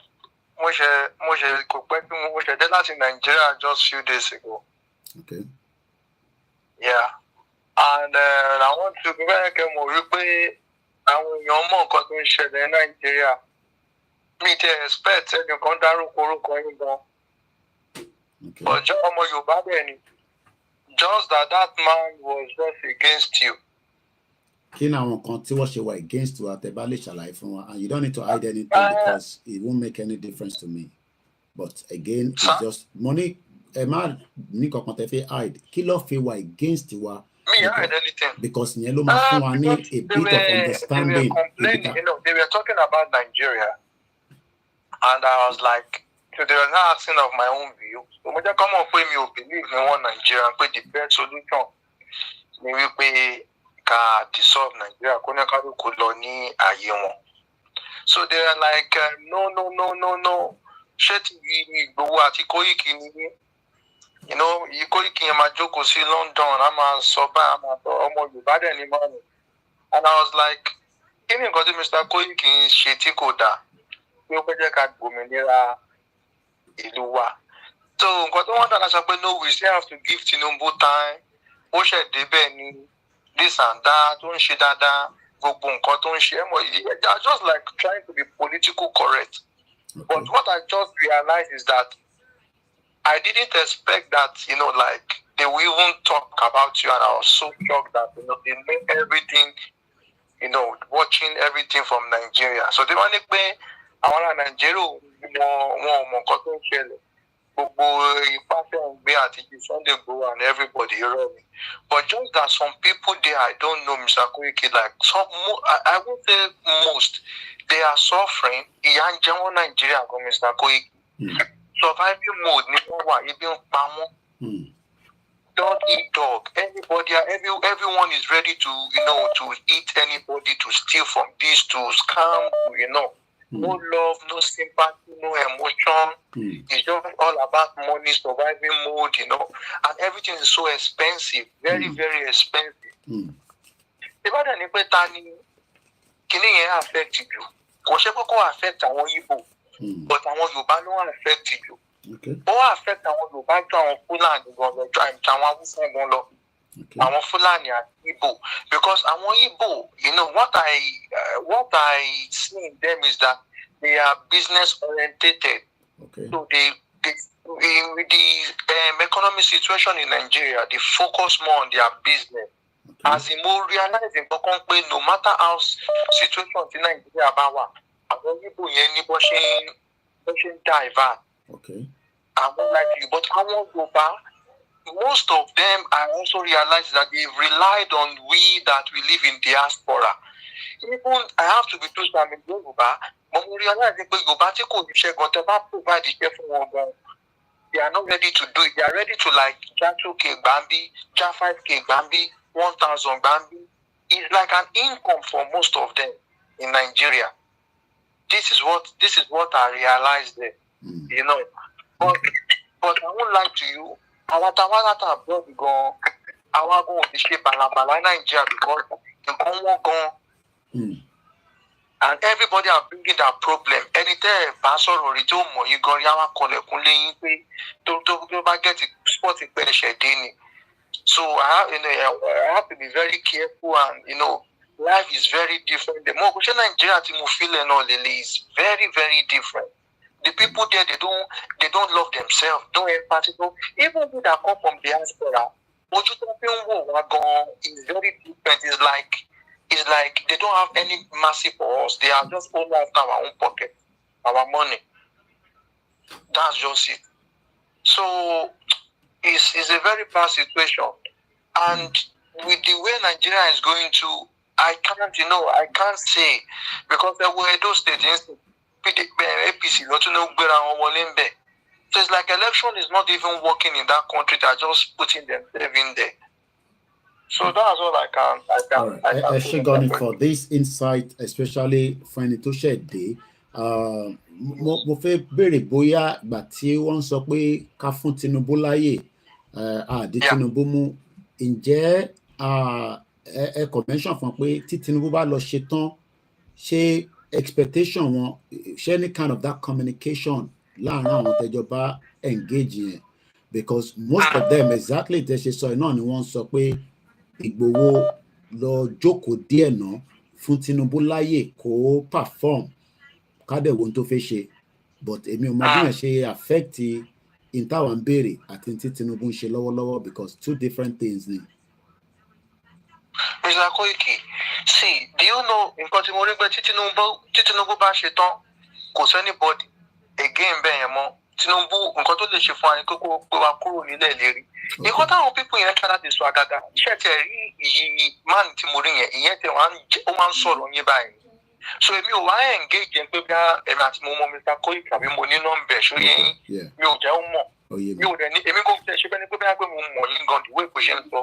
So kò tó ń tẹ̀ láti máa sọ ní wípé Tinubu ní pé the only thing tóun bílẹ̀ pé bí ó lè ṣe fún wa ní bóyá regional government.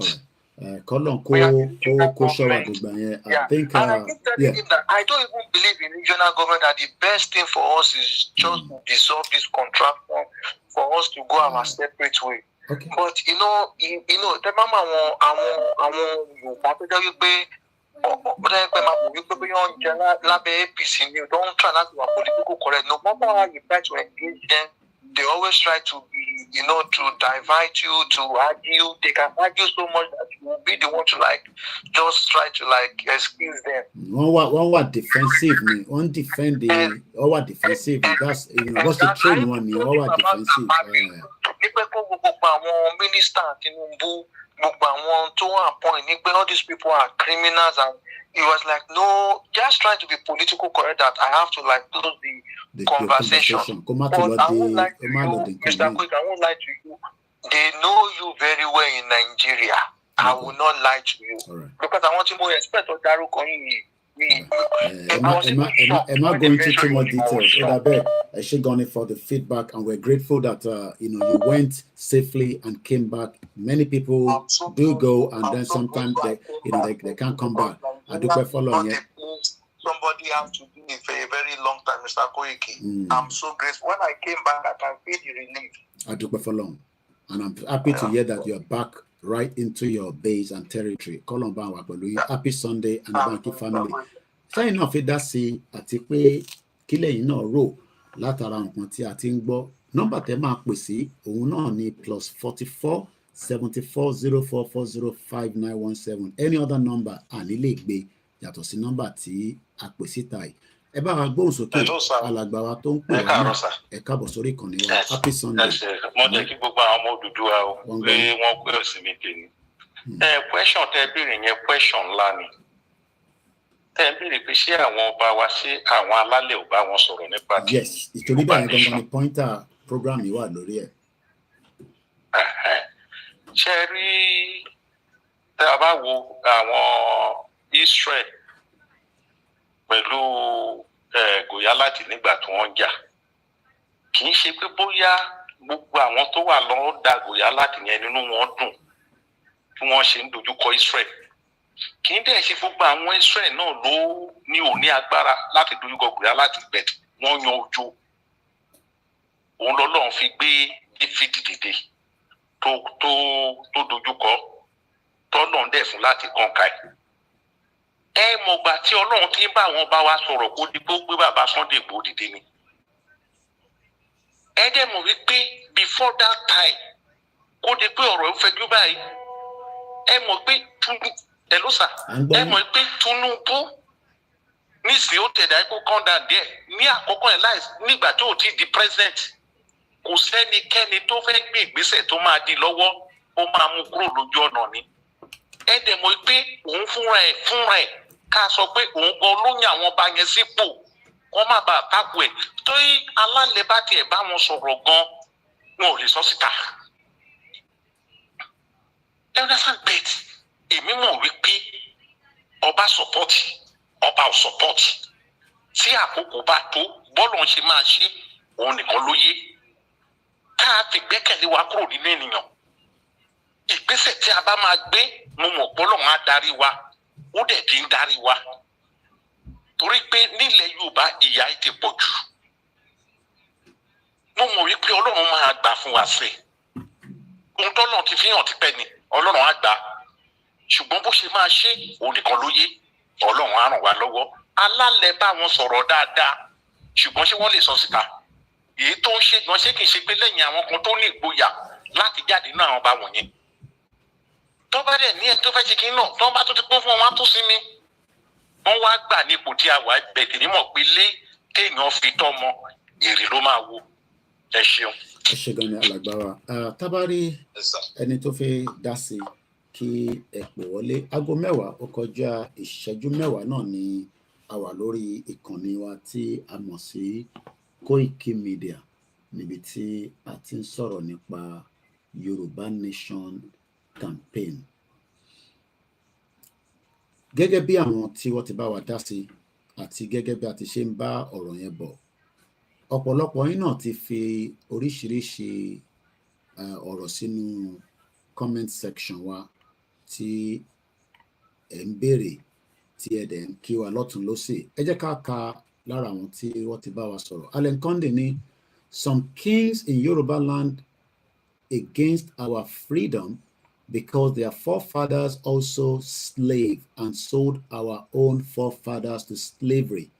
That is why some kings today reject our freedom. Ṣé bẹ́ẹ̀ náà ni ẹ̀yin náà rí pé àwọn bá títà náà ni wọ́n tà wá sí oko ẹrú kó tó di pé àwọn tèmi náà wọ́n ń tà wá sóko ẹrú? Ó kù ọjọ́ 4 lénìí tí àwọn bá fẹ́ ṣe ìpàdé tí wọ́n fi tọwọ́ bọ̀wé láti kó wa padà sí inú ìtàn pè ní amalgamation, nítorí pé wọ́n bi àwọn ọba ilẹ̀ Yorùbá pé ṣé ẹ fẹ́ káwọn ọmọ Yorùbá máa lọ àbí kí lẹ̀yin fẹ́? Gẹ́gẹ́ bí n ta gbọ́, àwọn ọba ilẹ̀ Yorùbá kọ̀ọ̀kan sọ pé àwọn sì fẹ́ ká wà nínú Nàìjíríà. Òun ló fa ìpàdé tí wọ́n fẹ́ ṣe, tí mo sọ fún yín pé mítìnì yẹn máa pín sọ́nà 2 sí 3. Èyí tí àwa máa rí gẹ́gẹ́ bí public, òun ni èyí tó ń pè ní gẹ́jẹ̀lẹ̀, camouflage, láti lè jẹ́ kó mọ̀ pé wọ́n jókòó lóòótọ́, wọ́n ṣèpàdé. Àmọ́ èyí tí wọ́n máa tọwọ́ bọ̀, ìyẹn ò ní wá sínú kámẹ́rà. Kódà wọ́n máa gba gbogbo fóònù wọn sílẹ̀, kò sẹ́ni kankan tó máa mú fóònù. Kódà wọ́n máa scan wọn kó tó wọnú ibi tí wọ́n máa tọwọ́ bọ̀ núwèé. Ẹ lè máa ní kò ní possible, àmọ́ intansoy is intelligent. Àwọn balẹ̀ Yorùbá ti sọ fún Britain àtàwọn àgbáyé pé àwọn ò fẹ́ kí Yorùbá kúrò nínú Nàìjíríà. Bí wọ́n ṣe máa ṣe kí Yorùbá ní àlàáfíà làwọn fẹ́. Bó ṣe máa ṣe kí Yorùbá lè continue láti lè rí owó yá lágbàáyé, láti lè fi run ní Nàìjíríà, kí àwa náà jàǹfààní nínú ẹ̀, torí pé gbogbo gbèsè tí Nàìjíríà ń jẹ, Yorùbá náà wà lára àwọn tí wọ́n ń lo owó yẹn. So Allen Conde tún sọ pé they are against us because in táwọn bàbá ńlá wọn ṣe náà nìyẹn, àti pé in tó ń ṣe lọ́wọ́lọ́wọ́ lénìí kò jẹ́ kó jọ wá lójú. Lẹ́ẹ̀kan sí, mo tún jẹ́ kó yé gbogbo ọmọ Yorùbá pé ní èní tí a mọ̀ sí ọjọ́ 3 nínú oṣù kọkànlá ọdún 2024, ó kù ọjọ́ 4 ìpàdé ewu, ìpàdé gbọ́nmi òtó, ìpàdé àkóbá àdábá, ìpàdé tí wọ́n fẹ́ ṣe, tí wọ́n ń pera wọn pé àwọn lọ́balọ́ba máa ṣèpàdé, tí wọ́n fẹ́ dẹ páńpẹ́ fún bàbá wa Olóyè Ọmọ Adéyẹmọ pé tó bá wá sí Nàìjíríà, àwọn máa bá Tinubu sọ̀rọ̀ pé kó má dá dúró lẹ́nu ọ̀nà, kó jẹ́ kó wọlé dé, kó wà nínú ìpàdé yẹn. Ìpàdé yẹn á wá máa lọ. Nígbà tí ìpàdé bá máa fi tán, tó lóyè fi máa jáde lọ báyìí, ṣe ni wá ragàbó. Ẹ rántí pé ní 2021, nígbà tó lóyè fi lọ sí ọ̀dọ̀ Gani Adams ní Guru Maharaji, helicopter wà parked ní Ìbàdàn tí àwọn DSS, ẹ lọ playback fídíò yẹn, tó lóyè fi bọ́ṣọ lójú títì. Irú nǹkan tó máa ṣe fún enemy wọn àbí fún ara wọn, òun ni wọ́n fi set fún Olóyè Ìgbòho pé máa bọ̀ nílé. Wọ́n ń pè lẹ́yìn, mò ń jẹ́ kẹ́ mọ̀ pé wọ́n ń pe olóyè gan lẹ́yìn. Wọ́n fi fọ́sẹ̀ pé kó wálé, wọ́n ń tàn pé kò ní sí nǹkankan, pé gbogbo ohun tí a bá ń sọ pé kò rí bẹ́ẹ̀. Àmọ́ mo tún fẹ́ fi dá gbogbo ọmọ Yorùbá lójú pé èmi gẹ́gẹ́ bí agbẹnusọ fólóyè, olóyè ò níbi kankan tó ń lọ ju pé ó wà pẹ̀lú àwọn fámílì ẹ̀, ó ní the privacy ẹ̀. Ọdún 2 níjọba Buhari fi lé olóyè kúrò nínú ilẹ̀ tí bàbá ẹ̀ tó ní, torí pé tá bá wo ìlà tó lóyè kọ, ìlà yẹn indicate identity wa. àmọ́ Fúlàní tí Buhari jẹ́ pẹ̀lú àwọn ẹ̀yà kankan tó jẹ́ ọmọ Yorùbá wọ́n ní olóyè kò lẹ́tọ̀ọ́ láti wà lórí ilẹ̀, ìyẹn ló ṣe tì lọ sínú Benin Republic. Bọ́ a rí i pé lẹ́yìn ọdún méjì olóyè ó gba ìtúsílẹ̀. Ìtọ́ tó wá fi ṣe nísìnyí pé wọ́n fẹ́ fi ẹ̀tàn fi tàn wálé pé kó má bínú, kódà kó gbà pé wọ́n máa ṣí àkáǹtẹ̀ tọ́tì wá fún ní owó tíjọba ní wọ́n jẹ́ gan, kó kọ̀ wálé káwọn jọ ṣèpàdé, torí ìpàdé táwọn fẹ́ ṣe ìpàdé àlàáfíà ni, kò ń ṣe ìpàdé àlàáfíà ló fẹ́ ṣe o, ìpàdé àkóbá àdábá ló fẹ́ ṣe fúnran Yorùbá. Ó lè ní kò ní rí bẹ́ẹ̀. Ṣe rántí pé ètò tá a ṣe lánàá, journalist yẹn ó ń bi Kúnlé Ọláwùnmí pé báwo ló ṣe máa possible kí wọ́n islamize gbogbo Nàìjíríà, ṣó possible ṣá ní 21st century? Bí wọn náà bá lajú ẹ̀ kalẹ̀ wàá rí i pé gbogbo tó ń lọ nínú Nàìjíríà ó ti ń tó pé wọ́n ti islamize already. Àwọn northerners náà wọ́n fẹ́ kí wọ́n yọ owó orí tó ń pè ní VAT. Mo ra nǹkan kan lórí Apple tó deliver sí ọ̀dọ̀ mi lánàá. Nígbà tí mo tún wá ń wo bíìlì yẹn, ó wá ṣọ́ọ̀kì mi díẹ̀ pé ẹni tí mo rà yìí 24.95 ni wọ́n pè. Nígbà tó máa fi deliver tí mo wo owó tó yọ lákàntì mi, wọ́n yọ VAT lé lórí. Now VAT yẹn ni àwọn málà tí a mọ̀ sí Gàmbàrí Fúlàní, torí kò sí nǹkan kan tó ń pè láwùsá ní north, gbogbo àwọn governors wọn Fúlàní ni wọ́n. Ganduje tó jẹ́ olórí APC ọmọ Fúlàní ni, El-Rufai àti gbogbo wọn bẹ́ẹ̀ bẹ́ẹ̀ lọ.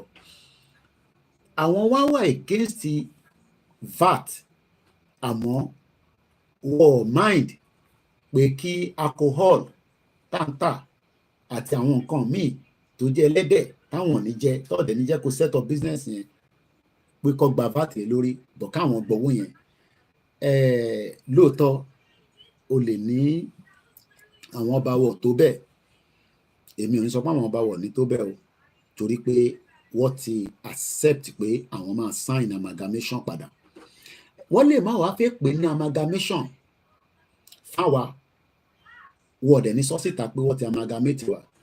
In tó máa ṣe ni pé as the custodian of the stool tó ń darí wa, wọ́n ní right láti sọ fún àgbáyé, tó o bá mọ ibi tó ń pè ní àgbáyé, we have 195 countries around the world, and gẹ́gẹ́ bí ilẹ̀ Yorùbá a ní right pẹ̀lú àwọn ọba wa láti indicate pé a ṣe Nàìjíríà mọ́. Tá bá wo ibi tí Nàìjíríà wà lórí máàpù yẹn, Nàìjíríà òun lélẹ̀ ní around this area. Àwọn ọba wa ti accept pé àwọn sì fẹ́ kí ìlú coexist. How long ló fẹ́ coexist? I don't have that, but wọ́n ti accept pé kí Nàìjíríà ṣì continue láti exist, nítorí pé wọ́n rò pé àwọn sì máa jàǹfààní nínú Nàìjíríà. Ìdí tá ṣe ń pariwo, tá ṣe ń kò sẹ́ni wẹ̀ tó sọ pé ọba kan ò ní wà níbẹ̀. Orí gbogbo ọba lọ́pẹ̀, bẹ́ẹ̀ àwọn ọba kan máa wá lọ, àwọn kan ò ní lọ, but kò ń ṣe nú ibi tó ti máa ṣèpàdé yẹn ló ti fẹ́ sign this deadly new agreement with Britain and the West. It will be a different location. And like I said, àwọn ọba kọ̀ọ̀kan tó fly wọlé sí location kan outside Nigeria láti ṣe àwọn one or two things. We can tell you that gbogbo flight chart wọn ó wà lọ́wọ́ àwa kan, and I will leave it like that for now. Now, mo sọ̀rọ̀ nípa VAT lẹ́ǹkan táwọn málà sọ pé àwọn ò fẹ́. Ǹjẹ́ àwa mọ̀ pé látara VAT òun ni ọ̀pọ̀lọpọ̀ mo lọ wo ohun tí mo ní mo rà yẹn lórí Apple ni mo ti rà. in-car charger Nimura. In-car charger, you know, it's quite expensive, but it's a good quality. It cost £24.96 ni mo san ni wọ́n polówó ẹ̀ lórí website wọn, and I thought maybe iye tí máa san nìyẹn. Ìgbà tó debit card mi, gbogbo mind mi ni pé mo san £24.96.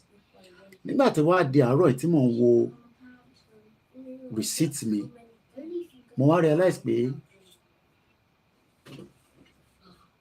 apparently wọ́n add the VAT mọ́ at 20%. Wọ́n add the VAT mọ́ in tí mo rà. VAT yẹn wá bọ́ sí £4.99. So gbogbo iye tí wọ́n charge debit card mi, ó wá bọ́ sí £29.95. Total price including VAT. Ṣé nígbà tí mo rí nísìn, ṣé kí n dá in tí mo rà yẹn padà? I don't think so. Because number one, mo need ẹni mo ṣe order pé mo rà. Now, ṣé kí n lament pé wọ́n yọ VAT tí mo dẹ̀ mọ in tí VAT yẹn ń ṣe fún àwọn ọmọ tẹ́ ń gbóhùn wọ̀nyí? Torí nínú VAT tí gọ́ọ̀mẹ̀ntì ń yọ, òun ni mo fi ń sọ pé bọ́ bá lọ sí hospital kò sówó kan tí máa san yàtọ̀ sí bóyá ara àwọn oògùn kọ̀ọ̀kan, gbogbo oògùn kan ló free, but majority of it are free. But pé mo gbé ọmọ mi lọ sí hospital láàárọ̀ yìí for whatever reason, mo ní láti ní owó kankan lápò mi. Mo ní láti ní any penny nínú káàdì mi. Mo ní láti register card nílé ìwòsàn tí wọ́n ti máa tọ́jú wọn. Owó VAT yìí ó wà lára tó fi ń tọ́jú wọn. Owó VAT ni wọ́n fi ń fún wọn lóúnjẹ ní school. Owó VAT ni wọ́n fi ń ṣe ọ̀pọ̀lọpọ̀ nǹkan. Mo kí brother mi triple DRS. A country now, plus 20% VAT will be added. But nígbà tí mo rí advert in tí mo fi ràn yẹn, ọkàn mi ò tẹ̀ click pé mo máa san VAT lé lórí. Àárọ̀ yìí ni mo kàn wá ń wo receipt yẹn through email tó send sí mi pé wọ́n yọ VAT lórí kíní. Bóyá mo bá ti ṣe bàbá Ìjẹ̀bú, because mo rí ètò wà cheaper lórí eBay. Ara ń ta tí wọ́n sọ pé quality àti quantity wà. Èyí tí mo rí lórí eBay was £8.95. A ṣiṣẹ́, but how it will last is two different things. So Yorùbá nation tá à ń polongo, Yorùbá nation tá à ń sọ fúnra wa pé a fẹ́ jẹ́ kó jẹ́ bí country tá a fẹ́, it's because a mọ the quality in tó fẹ́ jáde lára ẹ̀. Nigeria tá wà nú ẹ̀ presently is a quantity, and when you have quantity, gbogbo ala rántí nígbà tá wà ní, I was in boarding school, even though it was a private boarding school, and I mean a private because I was never in the school, boarding. I was in a private. Igwe James, good afternoon, boss. We need to stop the scheme. Whatever we need, we are not supposed to allow them to go to that meeting. Well, we have been saying that. Moki Bokun Oluwa for the super chat that we have on our backup channel. But my 48,000 subscribers on Koikimedia, we don't have any monetization on it and not even a single advert. And I'm pleased to say that every month we have 800 new subscribers. That is good. And I'm happy that the caller that called us earlier told us that they disagree with me in Nigeria, but they can hear me loud and clear. And for me, that I am pleased. And you know why? Because also I've seen many of my videos circulating on other platforms. Please continue to make use of my video. It will give you good revenue because I know that. I've seen platforms that are using my videos, and when I go and look at other videos that they've pushed on their platform, my own particular video is reaching at least 12K view. You multiply that by whatever numbers it means. But that is the awareness of what we are doing here. And being a consistent journalist, I've told you I am not your Bolekaja media. I am a journalist. And my journalism will continue to reflect in the job I do. I can tell you at any point, without bringing Igboho and Babakitoye into it, that we will fight a big war as a journalist. Because right now, North Korea is preparing for a war. North Korea has given Russia soldiers, either discreetly or not, to prepare to continue to fight on behalf of Russia with Ukraine. America continued to fund Israel with a lot of weapons to defend themselves against Iraq, Iran, Hezbollah, and many others within the region. But what we don't have is we don't have the means of weapons to fight. But the only weapon that I still have today is my media. And your contribution to this media is well important. Yes, allegedly, regarding the North Korea and Russia. And don't trust all the West media. They are the most biased media you can ever think of. They might be glamorous in their little brand new, I've seen them with massive, studio. You might say that my children make noise and all that, is this a platform? But this is the truth.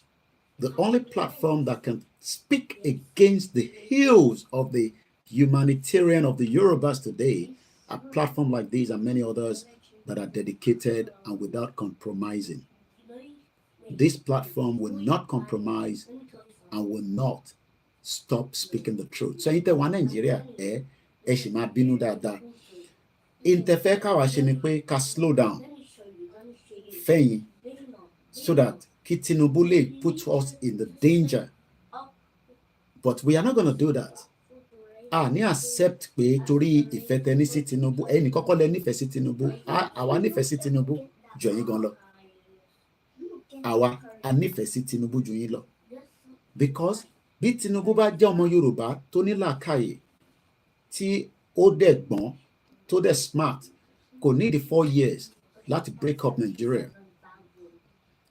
Ẹ má bínú ẹ̀ka wà lórí bíbá, my camera, my map actually blocked my view. I didn't realize that. Ẹ má bínú sí mi.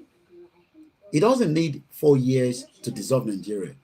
And Tinubu they need láti gbé wa padà lọ sí any regional government or any restructure Nigeria. Because you will still be embedded in Nigeria. So many Nigerians that watch me like this, that are against us, they are against me because they believe that I am doing very well and I'm making a lot of money from this. That is the only thing they're upset about. They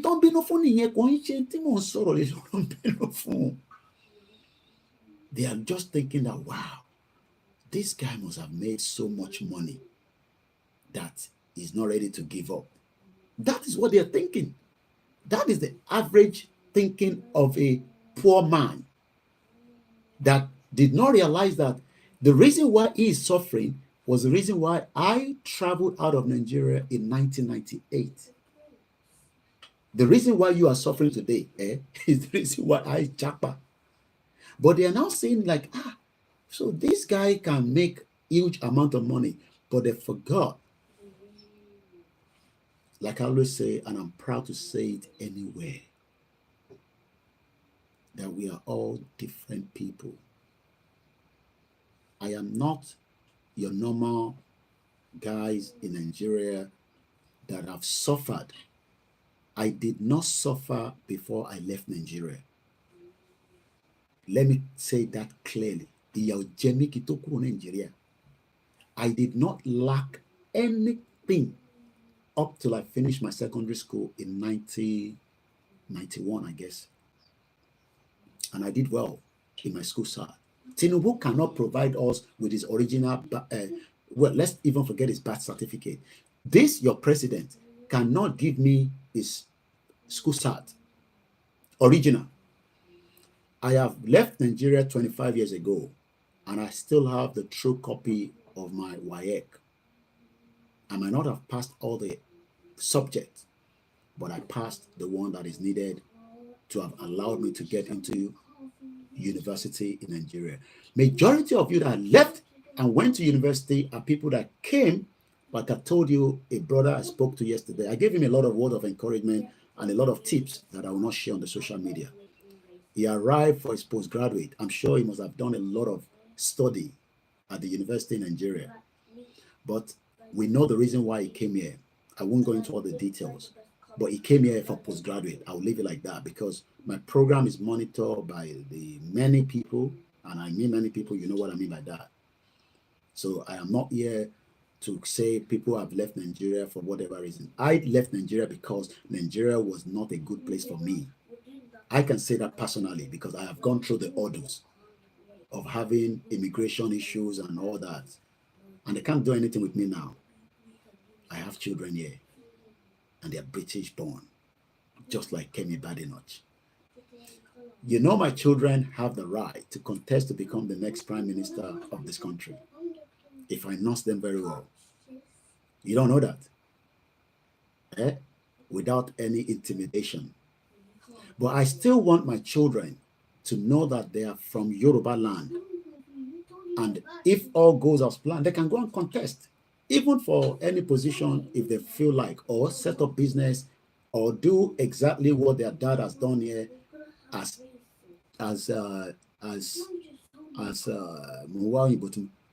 the least job, cleaning position. I can say to my children, look, Yoruba land is good. It's a cleaner there. Well,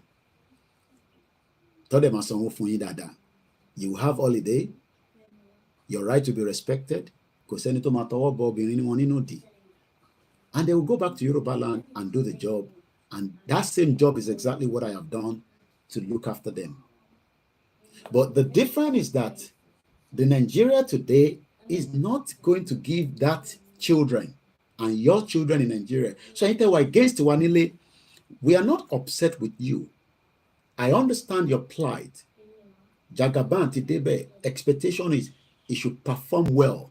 Well, I pray that he perform well, but I know that that prayer is a false. Because I can reason that but the country needs to dissolve so that we can be able to go back and set up our own government. But right now, Sheyi Makinde wants to become the next president, another criminal.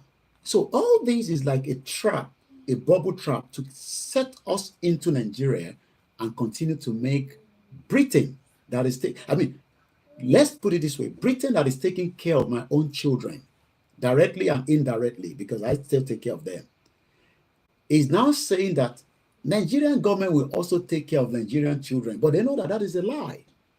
That is a blatant lie from either Kemi Badenoch or even the Labour Prime Minister Keir Starmer. They know it's a lie.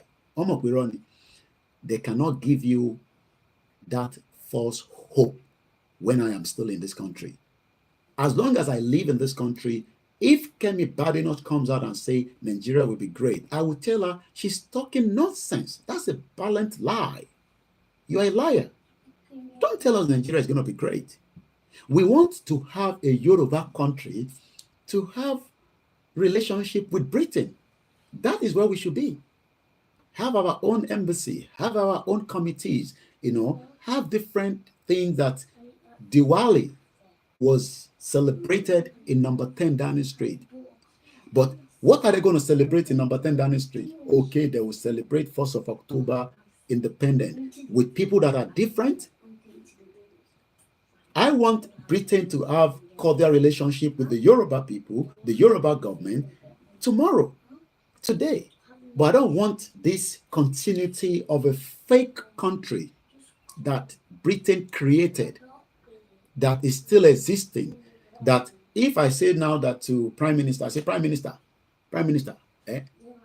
my Prime Minister, I voted for Labour Party. I say, my Prime Minister, can we have Isheshe Day celebrated? You know what he's going to tell me? The Prime Minister will say, wow, Mr. Koiki, that's it. I can go to the next Labour conference next year. I did one, my first arrival in this country 25 years ago. Ibukun Olua says, suffering and smiling, every facet of Nigeria has been destroyed. No job, no fuel, no life. It is time for Yoruba to get out of this contraction. We are not the same. But many Yoruba at home says, Koiki, we don't even like what you are doing because you are just sitting in London and telling us to break up Nigeria. But it is the same London that Baba Olowo came to get independent. The only difference is Baba Olowo didn't have the privilege to be on the social media like this because there was no social media. So Eite were a bit angry. Have you ever sat down and asked, Baba Olowo no was in UK, láti wá béèrè for independent? Even though Baba Olowo went to contest, he was everywhere. And after the election, Baba Olowo was asking the question, how did I get defeated? We will not be defeated because the world has become more global. It is more global than it was before. And what that means is that there is no amount of lies by King Charles, God bless the king, by his government. I started from that note because many of you don't know that King Charles is the one in charge of the prime minister. Even if Kemi Badenoch becomes the next prime minister, and I say if God will happen, but I know that she will be removed before that time because I know that the English people will not want her to become the prime minister. Take my word to anywhere. They did not. Labour Party did the same thing with Gordon Brown. Gordon Brown was a Scottish. He was a prime minister, but not prime minister that was elected by the people. As at the time that election was coming, well, wow, and Gordon Brown was pushed out. They will do the same thing with Kemi Badenoch. She will be a party leader, but I do not see her as a prime minister because they will not give her that privilege to be one. You can disagree with me on that. I have lived here for 25 years to understand the British politics. Kemi Badenoch, take it anywhere. Tobacco election lady. Within that 2 weeks, they will push her out of office. She will not be the leader that we are seeing today. So, but while she's there right now, she can influence a position for our people, the Yoruba people, even though our true alliance is with the British monarchy system. And she has the right to defend the integrity and the loyalty. And you and me, for those of us that have the British passport, you would also do the same thing because that is the allegiance that you swear to. As long as you have a British passport or you were born here, you are automatically having allegiance with this country. The reason why you don't have that in Nigeria today is because the Igbos will not swear any allegiance to the Southwest. The northern part of Nigeria will not swear allegiance.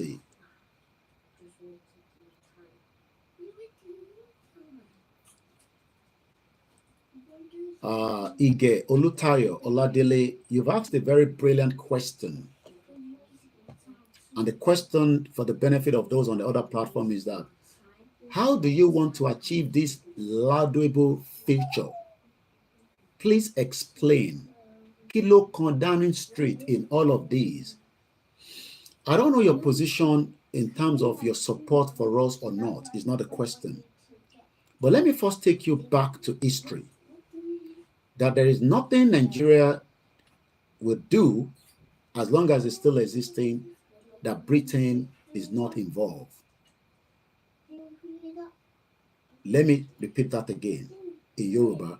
Kò sí nǹkan tí Nigeria fi ṣe lénìí tí Britain tí kò ní fi ọwọ́ sí. Èyí tó bá dẹ̀ sọ pé àwọn fẹ́, wọ́n fẹ́ náà ni. Èyí tó bá náwọn fẹ́, wọ́n fẹ́ náà ni. Ṣé Britain máa fọwọ́ sí pé kí Yorùbá kó dá dúró? The answer is no. I'm sure you're happy now.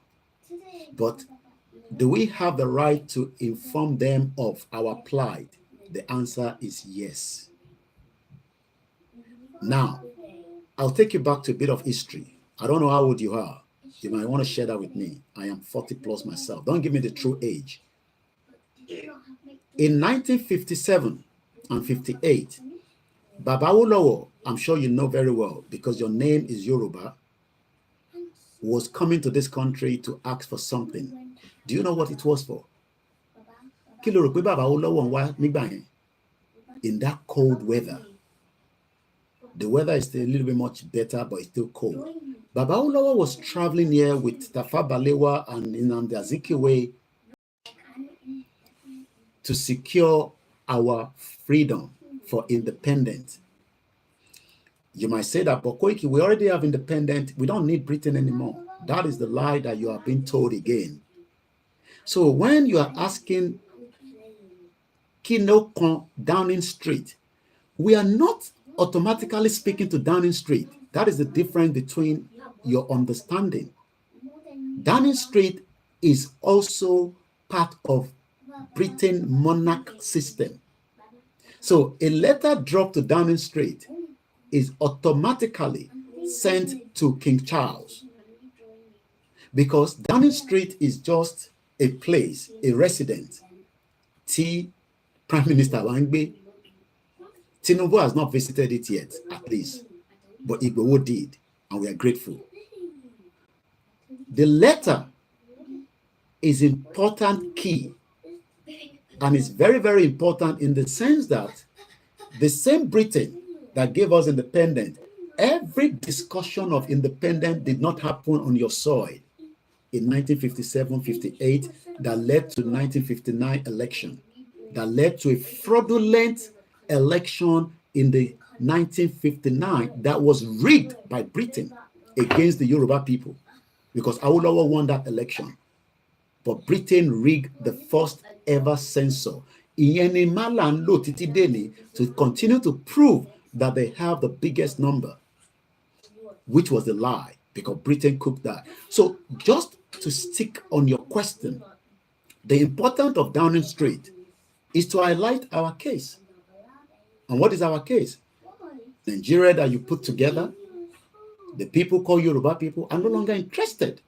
I don't know what the content is. I didn't read the content. I don't know what it was inside. But for the fact that it is our leader, it is not. If Tinubu took the letter there, I know what Tinubu would have told them, because Tinubu would have said, we don't want Nigeria to break. But for the fact that Baba Akintoye wrote the letter, Baba Akintoye wants Yoruba people to be independent away from Nigeria. So your understanding is that Downing Street won't do anything. I have told you that, yes. But it is important as Yoruba in a diplomatic world. Do you know that Russia representatives still live in America? You'll be asking me, Koiki kilo shele? Yes, because in as much as this country has put over $300 million of Russia revenue to as a reserve or their stake. Nígbà tó gún bẹ̀rẹ̀, UK gbé ẹsẹ̀ lé gbogbo owó yẹn. But do you still know that the Russian embassy is still operating?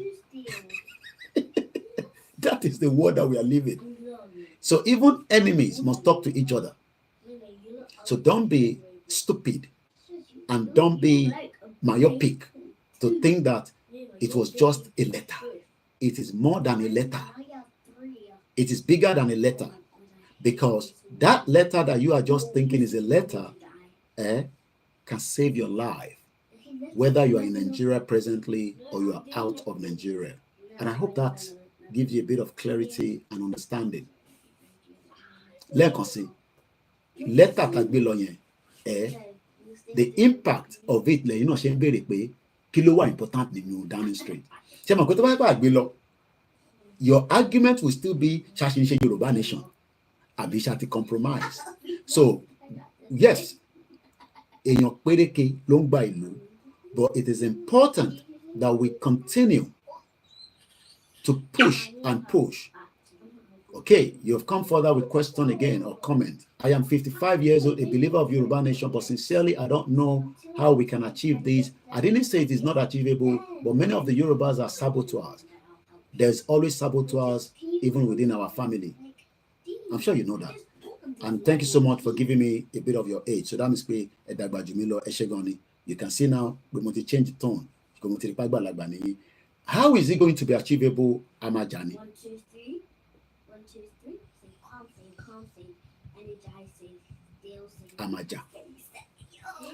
Whatever intija ba mu lọ́dọ̀ tí yín, bẹ́ẹ̀ náà ló ṣe rí.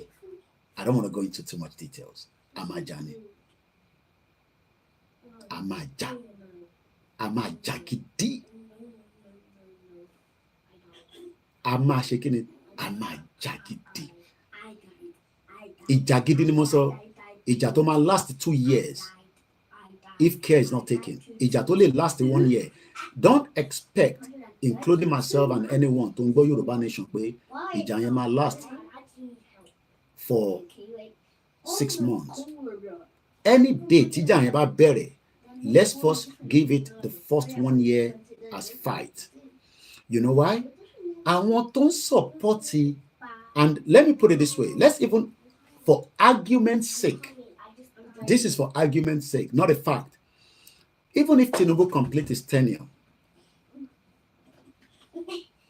4 years, he bribed himself, he gets 8 years.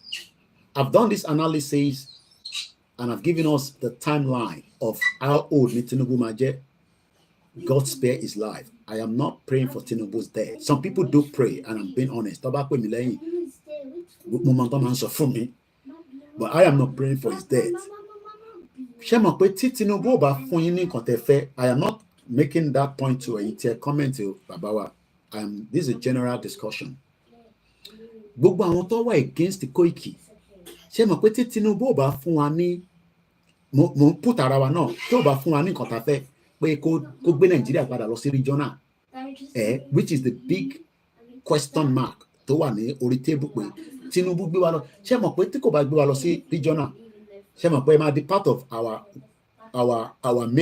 army, let me put it that way, that is going to fight. Kódà ìjà ti yín ó máa wá fẹ́ le ju tàwa gan lọ. And let me put it on record. Let me put it on record. But the thing is, we don't want to wait for that record. Ìyẹn la wá ṣe ń push pé kí Yorùbá country kó tètè wá sí ìmúṣẹ as quickly as possible today. But we can't push it out if we have believers that think that Tinubu has something to offer. And we don't want to fight each other. But àwọn kan ní tá bá bára wa jà nínú ilé, ará àtagùn ní mọ̀ bá ń jà. Ṣó wá dá nísìn? Ká wá sékòó. Ká wá bẹ̀rẹ̀ awareness. Ẹ mọ̀ pé awareness ni ma kọ́kọ́ bẹ̀rẹ̀. Kí Sanwó-Olú wá ní èmi ò gbà kẹ́ wà lÉkòó, ẹ lè lọ ṣe ní Ogun State. Bí Àdàpọ̀ Abíọ́dún àgbẹ̀ láyé torí ọmọ Ogun State ló pé rẹ̀. But má wá sékòó. Ṣó mọ̀ pé state of excellence ní Lagos and then operate business. Business yẹn lèmi gan fẹ́ kó affect. Because tí business tó bá ṣiṣẹ́ nínú Lagos State for a couple of days, the impact of that will be sent globally. Because shipping line tó bá lè pack ọkọ̀ láti deliver ọjà tó ń gbé bọ̀ láti China, láti Indonesia, láti many other countries, they will send signal out that there is a crisis in Lagos. Ṣé mọ̀ pé mo kọ́kọ́ sọ pé rally la máa fi bẹ̀rẹ̀ awareness, but into my leaders the crisis ọwọ́ ìjọba ló wà. Because government doesn't want us to be on the street for kódà they expect you to go home and sleep and come back out even if you have to. That is even if they will allow any such in Lagos State. But if we come out and start our awareness, how many people do we need on the street to keep the pressure going? Eba mi fi sínú comment section. Èèyàn mélòó lẹ rò pa need pé kó wà lójú títì láti demand fún ẹ̀tọ́ yìí? Do you think that we need 10,000 people? How many people do you expect us to have? I would suggest that if our awareness is great as we are pushing it now, thank you so much. Ibukunoluwa says 500,000. Alan Conde says 1 million.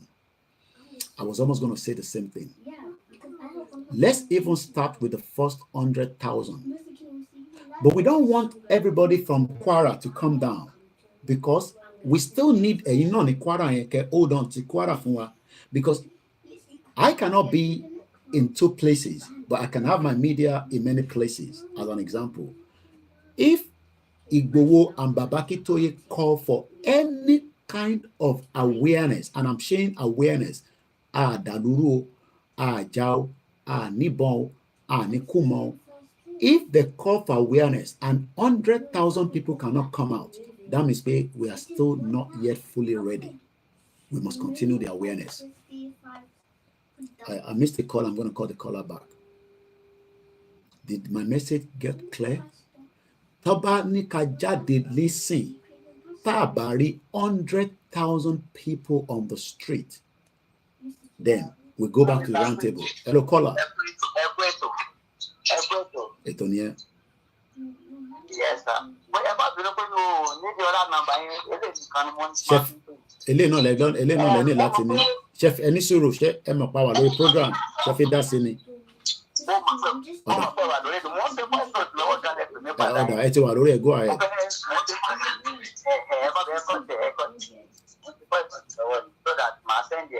All right. He doesn't want to speak live. Are you hungry? You want the pasta? Okay, I'm gonna want it.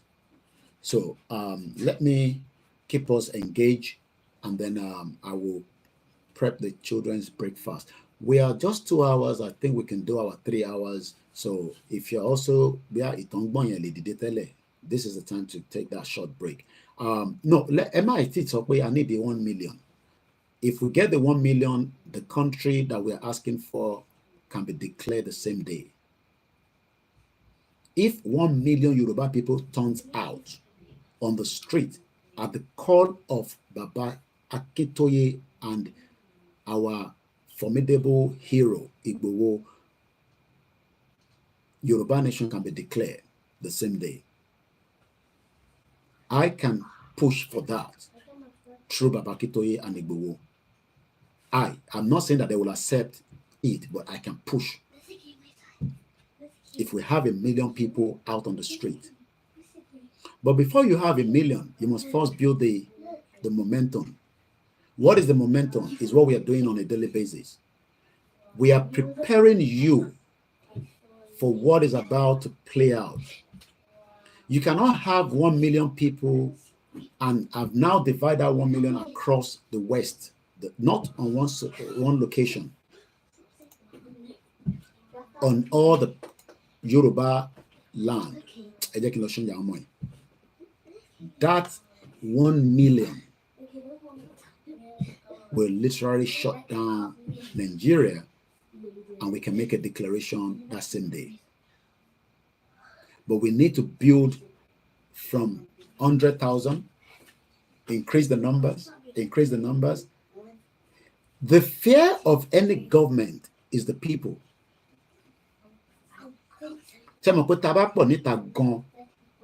Kò sí bó ṣe fi maneuver. Ẹ ṣé gan ni bàbá wa Ige Olútáyọ̀. Ẹ ṣé gan ni sir. God will get it for us, but God is not coming down. The people are the one that will do the job. God will make their life miserable. The politicians. Ọlọ́run máa dá èdè wọn rú. But tọ́lọ́run bá wá dá èdè wọn rú, ṣé káwa kọ́ wa fold hands wa? We gotta be out there on the street. If we get 1 million people across Yoruba land, the world will say that they are ready. But what they're saying now is our king wants to put pressure in the reverse that they accept. The question is, should I accept or I accept?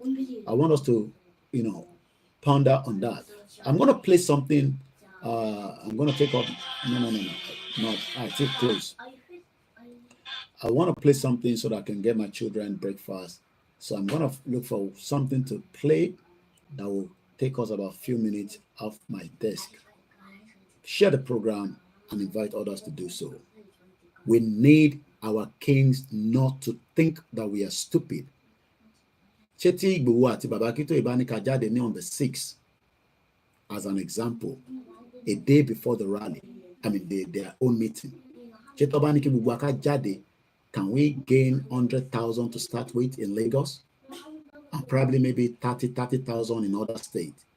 Just to come out. Àìtí block títí o, ká kọ̀ jáde, ká wá fi ẹ̀dùn ọkàn wa wọ̀n, ká gbé black card, ká mú ewé, ká dẹ̀ sọ pé we want peace o, àwa já o, ká dẹ̀ mọ aṣọ funfun. Aṣọ funfun yẹn gbọ́dọ̀ pọ̀, because aṣọ funfun yẹn àgbáyé máa rí tá bá ń jù sókè. And maybe from there, something can start. What do you think? When I come back, you can share that with me. Any comment now, I will not be able to read it. So let's see what we can give ourselves to keep us going. I think I should put the speaker on. I hope my wife has not, or she's still not in bed, but I won't make it too loud. Check our voice. Ó dà pé Ìgbòho máa fún wa ní energy tó dáa. Ìdí tí ó ṣe sọ pé wọ́n fi pa àwọn èèyàn wọn, wọ́n dẹ̀ ní kò sí ìjọba, kò lọ ń dá sí tó kọ̀ọ̀kan wọn. Yeah? No, I'm not yet finished. I got 1 more hour. So ẹ jẹ́ ká gbọ́ Olóyè Ìgbòho níbi tó ti ń bá BBC sọ̀rọ̀ some years back. Ká wá fi wo kí ló ṣì ń lọ. Ṣé n tó ṣẹlẹ̀ nígbà yẹn ṣó ṣì ń ṣẹlẹ̀ àbó ó ti dákun nígbà tí Tinubu débẹ̀? Mi mo dá sí lórí pọ́mọ Yorùbá ni mí. Bíjọba bá wà tí ò sí ẹ̀tọ́ tó yẹ kó ṣe fún aráàlú tí wọ́n dìbò fún tó jẹ́ ìjọba lé lórí. Tíjọba bá wà tí ààbò bá sí fún aráàlú tó lóò ṣèjọba lé lórí, aráàlú dìde fúnra ẹ̀.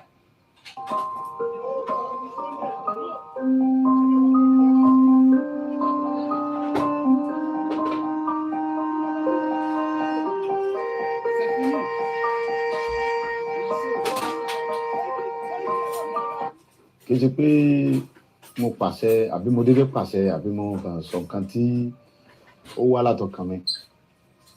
Nǹkan tó fa ọ̀rọ̀ yìí ni wípé ẹ̀yin náà wò láti bí ijọ́ mélòó kan sìn bí ọ̀sẹ̀ bíi méjì sìn nípa ọ̀rọ̀ àwọn Fúlàní tó wà ní gbogbo Ìbàràpá. Ẹ wo dókítà wa, Dr. Fatai, PhD doctor, ọmọ Yorùbá tó kàwé tó gboyè, ó wá lọ sí lóyìnbó ní àìníye ọdún ó lọ ṣiṣẹ́. Ó wá dé okòó dé, ó wá lọ lu bàbá ẹ̀ ní gangan. Ó dá oko àgbàdo, ẹ̀gẹ́, iṣu, oríṣiríṣi nǹkan, soya beans. Ó dẹ̀ gba ọmọ wa ní gangan bẹ́ẹ̀ náà síbẹ̀ rẹpẹtẹ tó ń bá ṣiṣẹ́. Fúlàní wá jẹ oko ẹ̀. Ó wá gbéra láti lọ bá àwọn Fúlàní yìí sọ̀rọ̀, láti lọ bá Sẹ́ríkì Fúlàní pé ẹ wá wo ohun tí àwọn ọmọ yín ṣe lórí oko mi, kò yẹ kó rí báyìí lórí ilẹ̀ bàbá mi. Wọ́n dẹ̀ dé lókun bẹ̀ náà, wọ́n dẹ̀ sàpà. Àìmọye èèyàn bẹ́ẹ̀ tá a lè morúkọ wọn làwọn Fúlàní yìí bẹ́ lórí tí wọ́n pa wọ́n. Wọ́n jí àwọn kan gbé, ẹni tó bá gbowó tó kéré lọ́wọ́ rẹ̀ wọ́n gba 7 million, wọ́n gba 10 million, wọ́n gba 11 million lórí ilẹ̀ bàbá wa. Ọ̀rọ̀ yìí dùn mí, ó bà mí lọ́kàn jẹ́ gan. Pé tá a bá torí pé tó Ọlọ́run gbà fáwa, àwa ará àwọn ọmọ tí tẹ̀lé wa tó ń ṣààbò fún wa, àwọn tí ọ̀lẹ́ni tí ó tẹ̀lé wọn kọ́. Ìdí nìyí tó mú mi lọ síbẹ̀ yẹn. Ìgbà tí mo dẹ̀ débẹ̀, ohun tí mo lọ fún ni pé láti lọ bá pé sógun tí ń ṣẹlẹ̀ yìí lórí ilẹ̀ wa sọ da, ẹ ti ń gbé pẹ̀lú wa, adẹ̀fàyè gbà yín, àbáyín jà, àṣẹ nǹkan jàǹbá fún yín. Ọ̀rọ̀ ni mò ń bá Sẹ́ríkì sọ̀rọ̀ làwọn ọmọ tí yọ̀ mọ́ sí mi. Mo gba ìbọn yẹn lọ́wọ́ ìkan yọ àké àgbà, ìkejì tún yọ ìbọn mi. Ìyẹn ti ẹ̀ yìí, ẹni bá wọnú fídíò yẹn, tọ́ra fídíò wọn, ó yin ìbọn yẹn sí mi kí n tó lọ́bọ̀ yẹn mọ́ lọ́wọ́. Ẹ bá gbọ́ fídíò pé ìbọn bẹ̀rẹ̀ sí dáhùn bẹ́ẹ̀, wọ́n yin ìbọn sí mi bẹ́ẹ̀. Ẹ bájà wá ẹni kúkú, ẹ bá bájà wá ẹ ní dúró. Ṣé ẹ bá ti wá lè wá àtúnṣe sí ọ̀rọ̀ jíjígbé àti pípa àwọn ẹ̀gbọ́n wa àtàwọn àǹtí wa, àbọ̀dá wa àtàwọn ìyá mi àtàwọn bàbá mi tẹ̀lé wọn lóko mọ́ yìí o. Ó bẹ́ẹ̀ tàkẹ́ forí lẹ̀ bàbá wa lẹ̀. Ọ̀rọ̀ náà ń pa yìí sọ̀rọ̀ ẹ̀sìn kí sọ̀rọ̀ ọjà. Àwọn kan gbé wọ́n fẹ́ pa àwọn mọ̀ kílọ̀kàn mi kan kírísítẹ̀. Gbogbo tá à ń fà yìí èmi ò ní ìdìgẹ́ta aláfíà Yorùbá ni màá wà ní ìfẹ́ ìkẹ́kàn bẹ́ẹ̀. Wọ́n ń dúnkòokò tọ́pọ̀ jù. Wọ́n ń dúnkòokò pẹ̀lú ọ̀hún. Táwọn tó ń dúnkòokò náà mọ̀ táwọn ń dúnkòokò mọ́ mi. Ṣùgbọ́n ohun tí èyí jẹ́ kí ẹrù bà mí ni pé ọgbẹ́ nínú Bíbélì kì í.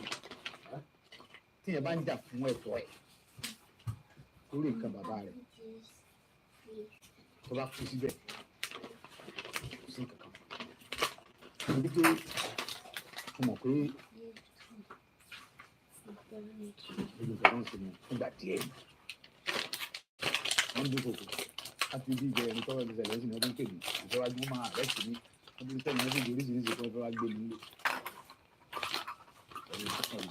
gbogbo àwọn ọba tó wà ní pátápátá inú wọn dùn wọ́n sì fọwọ́ sí pé ìyà tí ń jẹ àwọn ojú tó àwọn òfin fúlàní lórí ilẹ̀ bàbá wọn mọ́ pípa ti tó àwọn tí wọ́n ń pa iná làwọn jọba lé lórí tí fídíò sì wà àwọn ọba gan ni wọ́n ń pè mí pé ìyà tí ń jẹ àwọn yìí ti tó àwọn tí wọ́n ń pa àwọn ọmọ àwọn tó ń pa yìí lọ́jọ́ ọ̀la àwọn náà làwọn sì jọba lé lórí ó ti tó bẹ́ẹ̀ kò sí àgbààgbà Yorùbá tínú rẹ̀ ò dùn sí pé kò sínú àgbà ẹ̀rù ń bà wọ́n náà ni ẹ̀rù ń bà wọ́n bàbá wa ni inú tí wọn náà dùn bí wọn ṣe ń pa wá bí Fúlàní ṣe ń jí wa gbé tó ń gbowó lálá lọ́wọ́ inú wọn ò dùn ṣùgbọ́n ẹ̀rù ń bà wọ́n bá wọn yọ wọn níbi òbí tí wọ́n wà ṣé wọ́n yí pé nígbà tí wọ́n ń jí àwọn aráàlú gbẹ̀gbẹ̀ gbé tí wọ́n ń pa wọ́n sẹ́ni kẹsàn-án sọ̀rọ̀ nígbà ya wọ́n lọ gbé ọmọ ọba gẹ́gẹ́gẹ́ gbé ọmọ ọba tí ń bẹ lórí gẹ́gẹ́ lọ́wọ́lọ́wọ́ wọ́n gbé ọmọ bàbá gẹ́gẹ́ gbé fúnra ẹ̀ fúnfún díẹ̀ wọ́n sì gba 4 million lọ́wọ́ bàbá kan tó gbọ́ ọmọ bàbá fún bàbá àwọn Fúlàní torí pé ń bọ̀ ọba ya ayé ti gba àwọn Fúlàní ìdèbí pé wọ́n wá gbé ọba fún ẹ̀ nú ààfin wọ́n nìkan lọ kí buwọ́lá lọ dáwọ́jọ àwa Yorùbá sì sùn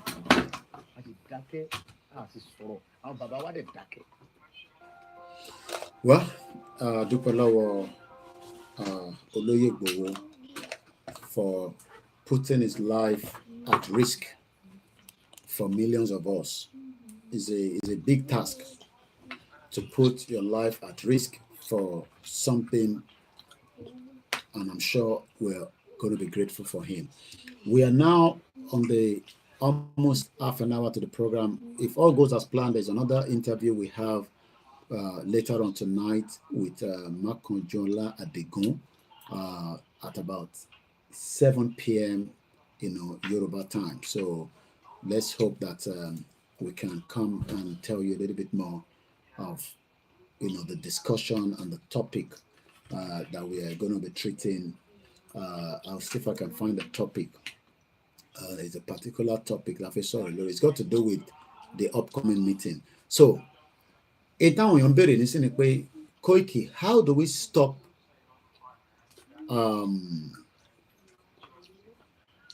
this Oba's meeting that is coming up? We can rally around and say we are not part of what they want to do, but that means that we need many people to be out on the street to protest against such. And we must prepare that the current governor, Sanwo-Olu Babajide, does not want any disruptions of activities in Lagos State, just like our governors were. These governors are also part of the they will tell you that people don't have jobs in the UK. They will tell you that people have problems in America. They will even tell you that people have problems in any part of the globe. And yes, it is true. People have such problems.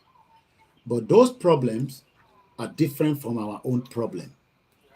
Every part of the world has different problems. Our own current problem, and the reason why we are saying we don't want Nigeria again, is an identity crisis and a theft by the colonial or British during the 1914 amalgamation that converted a land into a different name. The land is still there. There's nothing wrong with the land. But orúkọ tó gbélé lórí òun ni ó jẹ́ contraction to affect us. And it has continued to affect us for the last 64 years. That we are still not sure of who we are. And the only way we can know who we are is to go back to exactly who we were before this amalgamation of 1914. Anything short of that, anything less than that, is a complete waste of time. The only option, the only option on the table is to demand our exit. Oh, I just saw Sheyi Tinubu's property that I visited. This was May 6, 2023. Seyi Tinubu's mansion, locked away somewhere in St. John's Wood. What a total value of $11 million. I'm sure some of you will say, but he's a businessman. No, he's not a businessman, he's a monopoly. It is only their house that was gated with cover. The other house was open. You can see through the gate, transparent. I'm going to reshare that on my platform again. You can go and watch it. That was May 2023. But when I went there, I have a 1.6 comment on it. There was a lot of backfire. So now that his father is in government, whatever is wrong with you, illness, you're sick, you're struggling, just call on Seyi Tinubu's father to resolve the problem. That is not my problem, like I started. I picked something. I think we should go to that one. I'll come back to Adigun interview later. I picked something from the Arewa Connect. Arewa Connect on X. And I want to go back and read it quickly. Arewa Connect. Arewa Connect, you know what that means. There are people that speak as well on behalf of the Hausas. They have a good numbers of followers, bigger than mine, at least 3 times bigger than mine on X. They have a total followers of, okay, I have to be sure that that is what I wanted to say first. Yeah, they have a good numbers of followers, at least twice my own. On my own Twitter account, don't let that thing drop. Lori X me, because there's no longer Twitter, but we still call it Twitter, it's X. I have 44.5K followers. And I appreciate every one of you that follow, but please help me to continue to retweet so that my message can continue to reach many more Nigerians so that we can get this right. We're not fighting each other. We're only fighting the system that brought us together. Do you want more? You want more? So that is what we are fighting. I'll have to stand up again quickly. This time around, I can give us this. I'll come back on my seat. It won't be long. But what we're going to talk about, the Arewa Connect, I can give you what they were saying. Arewa Connect posted yesterday at about 8:17 a.m. in the morning with a total of 134.7K views. Can you walk up? Nnamdi Kanu once says Nigeria is a zoo. Gradually, we are getting to understand what that means. This is coming from Arewa, the same Arewa that went in partnership with criminals that rendition and kidnapping Nnamdi Kanu from Kenya. They are now talking as well. So we're going to come back to that. And I'm going to tell you what Reno, Mokia Shake TV show, what Reno says as well, because there was another one that said something that Reno was responding to. But the northern part of Nigeria are speaking out gradually that if it will be war, we should just dissolve Nigeria so that nobody fight each other. Listen to this while I come back, in my space again. If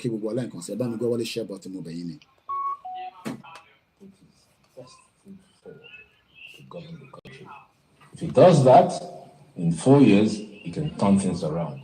But there are certain critical things he would need to do. The first thing is to say, what's the Constitution? If, for instance, me and my wife Lillian don't agree in our marriage of 45 years, then we can't do anything. So the first thing that President Tinubu would need to do is to ensure that Nigerians all agree to be one country. You recall that Bolage asked those 2 questions. Do we want to be one? It's not that force. If we want to be one, how? We haven't answered those questions, which is why I told President Akpabio of the Senate that it has taken 23 years to solve the problem of the Constitution. And I urged him, in conjunction with President Tinubu, to resolve the Nigerian constitutional question now. by inviting the owners of Nigeria. The owners of Nigeria, mark you, were those who owned Nigeria before Lugard brought his amalgamation in 1914. Call them in. These are the people who own the country, and ask them questions. What do you want to see of the Constitution? Because without a Constitution, we're going nowhere. And no one will doubt the fact that the Constitution bequeathed by the military in 1999 is unsatisfactory. You can't build anything out of a weak foundation. The economic development policy of President Tinubu, the political development policy of President Tinubu, and everything else he wants to do rests on a very solid foundation. So let him immediately resolve that. How can we spend 23 years looking for a foundation for building a house? Does that make sense to anybody? So that's my number one issue. We need to resolve this issue of, do we want to be one? And mark you, the flip side of the question is that we mustn't be one, because Yugoslavia, which was 6 countries under Marshal Tito, when he died, decided to break apart. And today, a lot of them are very strong countries: Macedonia, Croatia, Slovenia, Slovakia. They're all doing well. So there is no sacrosanctity about Nigeria being one country. There's none. I personally would wish for Nigeria to be one country, but we must agree. Now, that is the problem. Because we have not agreed, and because the National Assembly has appropriated to itself the all-knowing wisdom of giving us a constitution, that is the weakness. So that's the starting point. Do we want to be one? Ṣé a fẹ́ jẹ́ ẹ̀yà kan? Mo kí ẹ, Sister Nàṣàkẹ́, mo kí bàbá wa Ọlárẹ̀wájú, kí n sáré kí àwọn èèyàn wa torí àsìkò tí ń súnmọ́. Gbàdàmọ́sí Ismaila, mo kí yín. John Dani, mo kí yín. Adéwálé Adéṣọyè, mo kí yín. Tony Adégún, mo kí yín. Mo kí Jọbí Olúwagbàmí, mo kí yín sà. Àsìkò láyé, bẹ́ẹ̀ ni, àsìkò láyé, àlò dáadáa, mo kí yín. Ìbùkúnolúwa, mo kí yín lẹ́ẹ̀kan sí, ẹ ṣé gan for the super chat. Mo kí Skytech, oní Yorùbá Nation no going back. Mo kí Yàwá Bọ́lá Ògójì, ẹ ṣé gan ni. Happy Sunday. This is the first Sunday. Mo kí Mr. Ọláyínká Ọ̀kánláwọ̀n, mo kí yín. Bishop Adesina, the fight will last 3 to 1.5 years. 3 years is a serious fight. 6 months is of negotiation, then they split out. So the longer tá bá ń pẹ́ pé a fẹ́ lọ sínú that stage of the pullout, the more that we will give the politician the room to enjoy, and they will die, their family will. Seyi Tinubu is being prepared for your next governor of Lagos State. Mo kí bàbá wa Johnny Dani, mo kí Captain, mo kí Doctor, mo kí ẹ̀yin ní Birmingham, mo kí gbogbo ẹ̀yin tẹ́ darapọ̀ mọ́ wa ní few weeks ago for the rally and the dinner, and ẹ̀yin tẹ́ dẹ̀ lè wá náà fún ìdíkan àdékejì. Mo kí àwọn ti Manchester, mo kí Yàwá Olórí Èkó, mo kí gbogbo àwọn tíìmù wa ní Belfast, mo kí àwọn ti Germany, mo kí gbogbo wa káàkiri gbogbo ibi tí a bá wà ní àgbáyé gẹ́gẹ́ bí ọmọ Yorùbá. Mo kí ẹ̀yin ti Libya, and please, we always have different groups that are already in operation. Ẹni tó bá tó fẹ́ dá group sílẹ̀, ní kẹ́ má dá group sílẹ̀. Like I always say, WhatsApp group is just to coordinate. But people, àwọn èèyàn ti sọ WhatsApp group bí èmi mo wà ń bẹ̀, èmi ni admin, ma locking out. No. Ṣé rí kí n tó lọ sínú ibi tí mo fẹ́ lọ again, because this is important. Ẹ jẹ́ ká ṣe sùúrù fúnra wa. Mọ́ra wa rí, but blood kan náà ló ń stream lára wa. So ẹ má jẹ́ kẹ́mi kankan kó lọ sínú group tó mọ̀ kankan nípa tó ń ṣe níbẹ̀, ò gbé nílùú yẹn. Bí alátọ̀dọ̀ yín ni, kò sẹ́ni kankan tó complain nípa audio mi láti ìgbà tá a ti ń ṣe program ní wákàtí 2 àtàbọ̀. So bí alátọ̀dọ̀ yín ni, kò sí nǹkan tó rán pẹ̀lú audio mi. So mo bẹ̀ wá, gbogbo àwa tí a ní groups, ta set up group fún Yorùbá Nation. It's just a WhatsApp group. Kò ń ṣe government ló ní kẹ́ set up, ìjọba Yorùbá kọ́ ló ní kẹ́ set up. Ẹ kàn set up pé ká lè wà nínú ojú kan. Èmi náà wà ní different group. Ibòmíì wà mo tẹ̀ ń sọ̀rọ̀, bò mo ń dùn kan sínú ibẹ̀. Ìgbà míì nígbà míì a dẹ̀ máa ń kí yín, so gbogbo group yẹn ló ní admin nínú, but ẹni tó wá fẹ́ establish another group tí ẹ̀ẹ́dẹ̀ wà wẹ́ pé ìlú yẹn wọ́n ti ní group bí a kẹ́ find out. Kò sí bá ṣe fẹ́ ṣe lóòótọ́ ní UK nísìn many groups ló wà, l'America many groups ló wà, mo kí gbogbo àwọn ìlànà and they are doing very well. Aláwọn tó jẹ́ pé èèyàn kan pè mí láti Global Directorate ní I think last week, Yorùbá làwọn náà, but like I always say problem tá a máa ní as Yorùbá ni pé ó difficult fún wa ká fẹ́ wà lábẹ́ èèyàn kan pé òun ló máa jẹ́ the head. So we always want to set up another hierarchy system. Báwo ṣe máa lọ máa wà lábẹ́ Ìgbòho àti Bàbá Akíntóyè, irọ́ o, ẹ jẹ́ káwa náà set wọn. But Bàbá Akíntóyè ló là wá lójú, kò ń ṣe Bàbá Akíntóyè nìkan, but Bàbá Akíntóyè ni leader tó là wá lójú. Àwọn Bàbá Adébánjọ là wá lójú, àwọn là wá lójú pé a fẹ́ ṣe regional restructure. Bàbá yẹn ti dàgbà nísìnyí at 95, kọ́nà túbọ̀ lọ́rọ̀ ẹ̀mí wọn. So mo bẹ̀ wá ká ṣe sùúrù díẹ̀. Yes, going back to ntí Bishop ń sọ, mo kí brother mi Yemi Fatoki, happy Sunday. Ó máa take 2 years and a half to 3 years. Tá bá bẹ̀rẹ̀ nísìn a wà ní 24 àbí 25, 26, 27.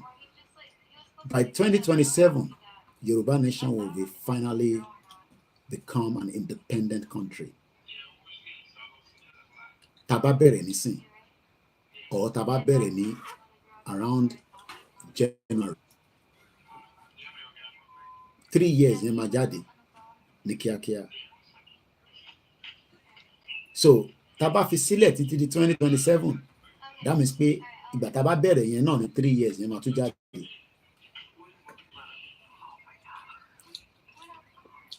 Ọdún mẹ́ta la need láti fi pull out with gbogbo tó bá gbà kúrò nínú Nàìjíríà. Ọdún mẹ́ta la need. And there will be food crisis. Food crisis máa wà gan. Food crisis máa wà gidi gan.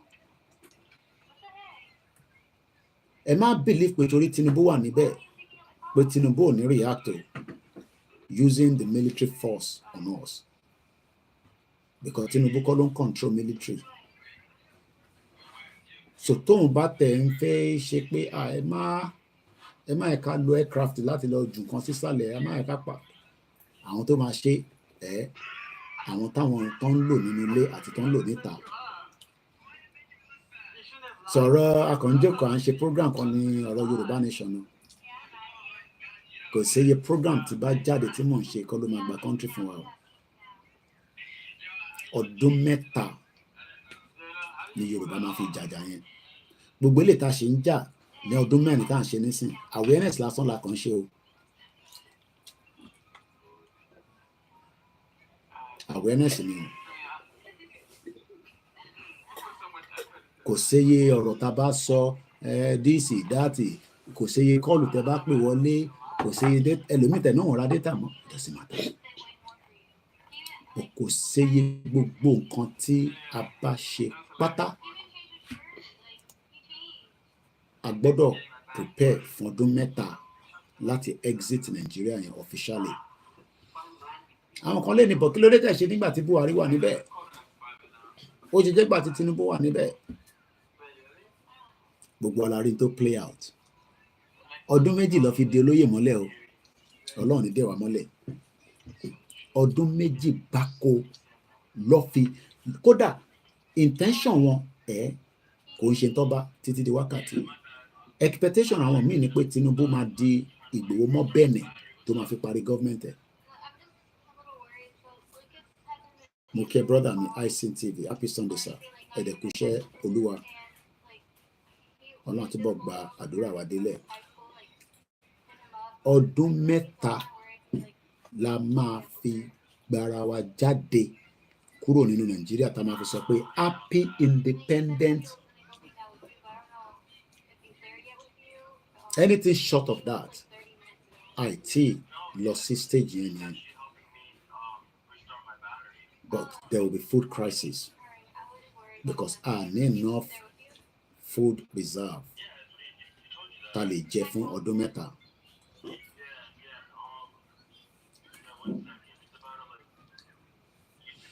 Kódà ní Nàìjíríà lè ní food reserve tó lè last yín fún 10 years.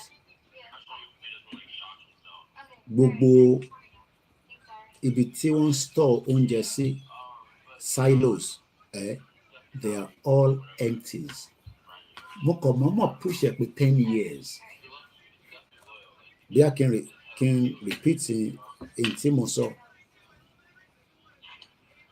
Mo kí sister mi Elaine Ọbáfẹ́mi àkópàdé àná wọn. A ní oúnjẹ ní Nàìjíríà as a government nínú silos tí ìlú kan bá bá wa jà nísìn, tí ìlú kan bí Niger tí Tinubu fi lọ bá jà. Yes, I want to hear the word happy independence, but it will be 3 years after Tabati strangulate Nigeria. Out of that 3 years, 6 months in the negotiation, but 2.5 years la mafija.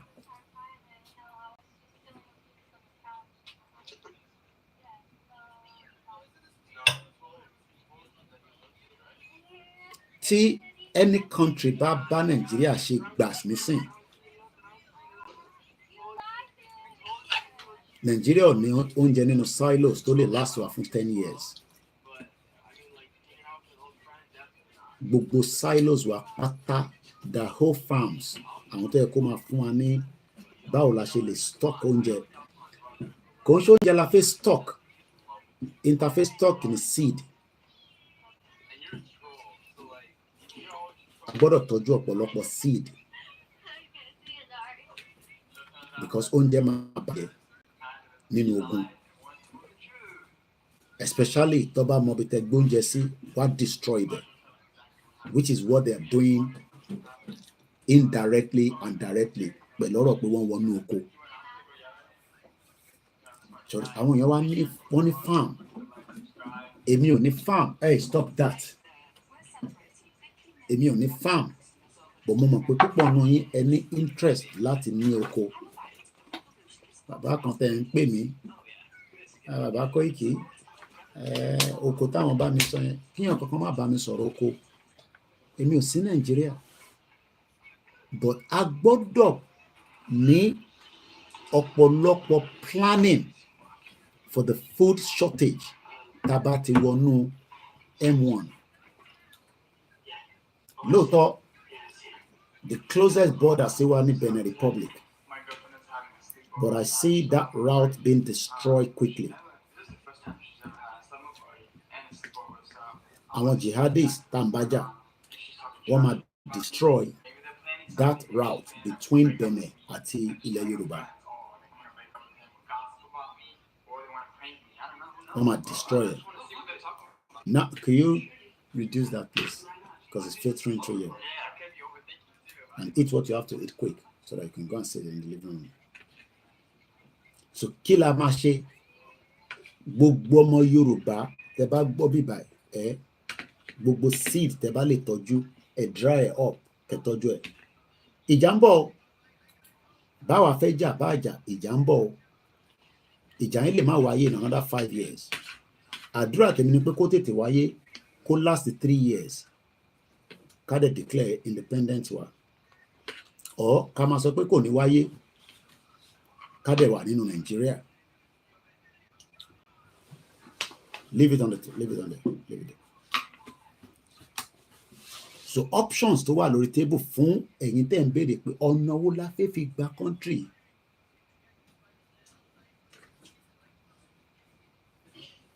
Bàbá mi Waris Jinadu ní seed and grain is a purchasing power and currency exchange for trade by barter and defense.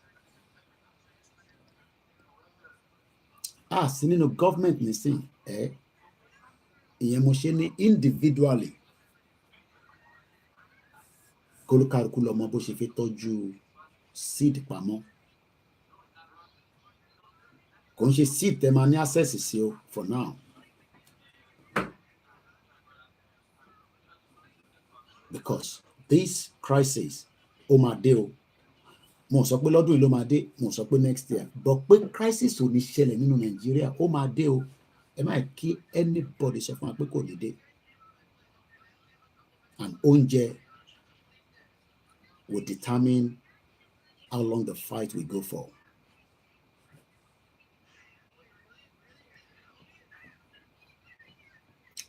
Russia to Ukraine. Russia paralyzed wheat gbogbo Ukraine. Wọ́n block ẹ̀ débi pé wọ́n jẹ́ kó jáde kúrò nínú Ukraine. Wheat. Bí wọ́n náà ń ṣe wheat lágbàáyé, ẹ máa mú Ukraine as number one. Sọ̀rọ̀ Yorùbá nation tá a gbé dání kò ń ṣe ọ̀rọ̀ akọ̀ràn kíra wa ṣàlàfíà lẹ́wà ń bẹ́ẹ̀. No, it's a serious situation láwa. But ẹ mọ̀ àti sọ́dẹ̀fẹ̀ gbogbo platforms àti sọ́dẹ̀rẹ́. Ní a máa wo platform mi bá pé ṣé Yorùbá nation náà la gbé dání báyìí. Ìyẹn tó yẹ ká máa múra bí ogun lójoojúmọ́ òun lọ̀rọ̀ Yorùbá nation. Ká máa múra bí bàtẹ́ pé ogun ti dé. Nígbà tá a bá ti sọ́dẹ̀fẹ̀ tá a ti sọ́dẹ̀rẹ́ pa. And that takes us from the reality. Àwọn tá a dẹ̀ fi bájà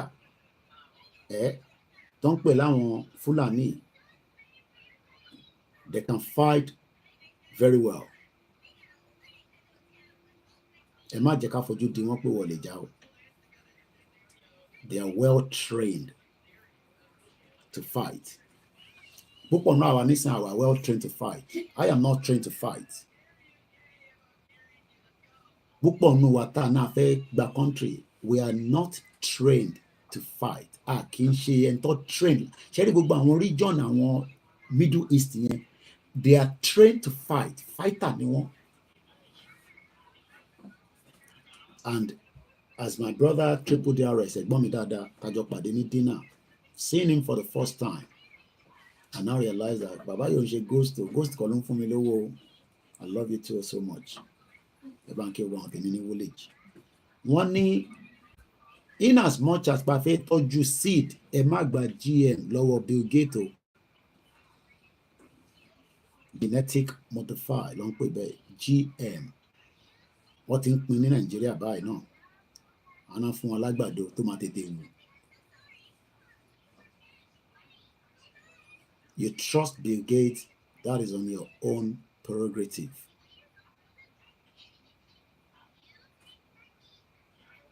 So Yorùbá ṣẹ́rí gbogbo àwọn irú tí Gani Adams ní òun lọ́mọgun yẹn. Àwọn ọmọ ogun yẹn gbọ́dọ̀ máa fara hàn pé yes ọmọ ogun ni wọ́n. Ẹ̀yin ẹ̀ ò rí àsárídòkú bọ̀. Kí ló ṣe tí Gani Adams náà ẹ kọ́ àwọn ọmọ yẹn jáde bẹ́ẹ̀ tẹ̀ pọ́pálé wọn lọ́wọ́ kọ́tẹ̀ fi síta fún àwọn Fúlàní pé a wà ń bíbá yo. Because bá ṣe gbọ́ ó náà lọ́mọ ogun tó pọ̀ ẹ̀nà káwọ̀ lọ́mọ ogun. Self-determination làwọn fẹ́. But àwọn tó lọ́mọ ogun yẹn ó jẹ́ káwọn darapọ̀ mọ́ self-determination káwọn jẹ́ tó máa protect wa.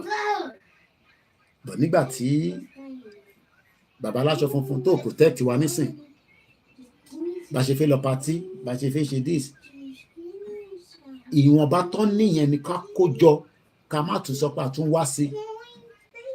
Because àwọn tó kó jọ yẹn nísìn àmọ́ òun là ń gbọ́ tán náà máa jọ ń bára wọn jà, wọ́n ń ṣe jàǹbá fáwọn kan, wọ́n ń ṣe gbogbo yẹn kọ́ la need. We need to be formidable to fight for 3 years non-stop. Kó máa dún pàgbó kó máa mọ̀ pé yé wèrè làwọn eléyìí o bí prophet Ìbẹ́tàn ṣe máa ń sọ torí wèrè ní gbogbo wa. But à ń tọ́jú wèrè pamọ́, wèrè míì dẹ̀ fẹ́ wá pa wá. Ó dà pé gbọ́ mi. A tọ́jú wèrè wa pamọ́. Ẹ má ẹ̀kọ́ mọ̀ pa ní wèrè o. Ẹ má ẹ̀kọ́ mọ̀ pa ní wèrè o. But àwọn wèrè kan wà nísìnyí tó fẹ́ unleash havoc. Tẹ́ bá mọ̀ tó ń pè ní havoc, HAVOC, havoc burúkú. Ṣé ẹ mọ̀ pé táwọn bá prepare havoc yẹn ṣe rí ẹni tó bá kọ́kọ́ gbára wọn létí ni. tá bá fún wọn láyè dáadáa tó bá gbá wa létí gbàsgbòs ṣe mọ̀ pé gbogbo a máa lọ retreat àyà wa máa já a máa sá lọ. Òun ló ṣe rí Ìgbòho as the stumbling block. Ètò yìí kù 10 minutes. Òun ló ṣe rí bàbá olóyè Ìgbòho as the 10 minutes. Òun ló ṣe rí as a stumbling block because wọ́n mọ̀ pé Ìgbòho ò ní gbà fighter ní Ìgbòho tọ́lọ́hun dá. Eléyìí sọ̀rọ̀ èèyàn lóògùn ọ̀rọ̀ ògùn kan leléyìí o. Fighter ní Ìgbòho, and they can see it in his face, they can see it in his body language, they can see it, and wọ́n dẹ̀ mọ̀ pé àwọn agbègbè kan wà nílẹ̀ Yorùbá fighter ni wọ́n. Tá bá ní ká lọ sí gbogbo àwọn òkè ògùn yẹn, àwọn yẹn fighter ni wọ́n. Àwa táwa lógùn state à ń ṣeré fighter o. Àwa táwa ní Lagos àwa ò tẹ̀ ń ṣe fighter. Tá bá ní àwọn fighters àwọn jagunjagun gidi nílẹ̀ Yorùbá ọ̀nà òkè lọ́hùn lọ́wà wọ́n sí nísàlẹ̀. And all they are doing now is they're just sitting back and waiting. Hey, please, I'm almost done. Tabana fẹ́ dá wàhálà sílẹ̀ nísìn kò ń ṣàwọn tí Gani Adams kó jọ sí Lagos State ló máa jà ó. Ìyẹn ni Gani Adams náà ṣe ń lọ sókè ògùn lọ́hùn tó lọ ń set up establishment of OPC. Because mọ̀ pé bẹ́ẹ̀ gangan làwọn jagunjagun wà. But kí ló dé tí kò fẹ́ align pẹ̀lú bàbá Akíntóyè òun ni ká bí Gani Adams. Kí ló dé tí Gani Adams kò fẹ́ align pé ká gba Yorùbá yìí ká gbà tọkàntọkàn. Because already òun àti Tinubu agree anyway. Gani Adams àti Tinubu agree. Everybody knows that. But kí ni nǹkan tó ń bẹ̀rù fún? Ṣé ikú náà ni Gani Adams ń bẹ̀rù ni? Ṣèbírú àwọn ò gbọ́dọ̀ bẹ̀rù kú, jagunjagun ni wọ́n. And these are pertinent questions tá gbọ́dọ̀ máa bira wa as we are moving forward. Kí ló dé tí kò ṣe fẹ́ align? What is his own stake? A lot have been said kò ń ṣe ọmọ Yorùbá ìyẹn kọ́ lè ní dìmú nísìn. Kí ni stake Gani Adams nílẹ̀ Yorùbá?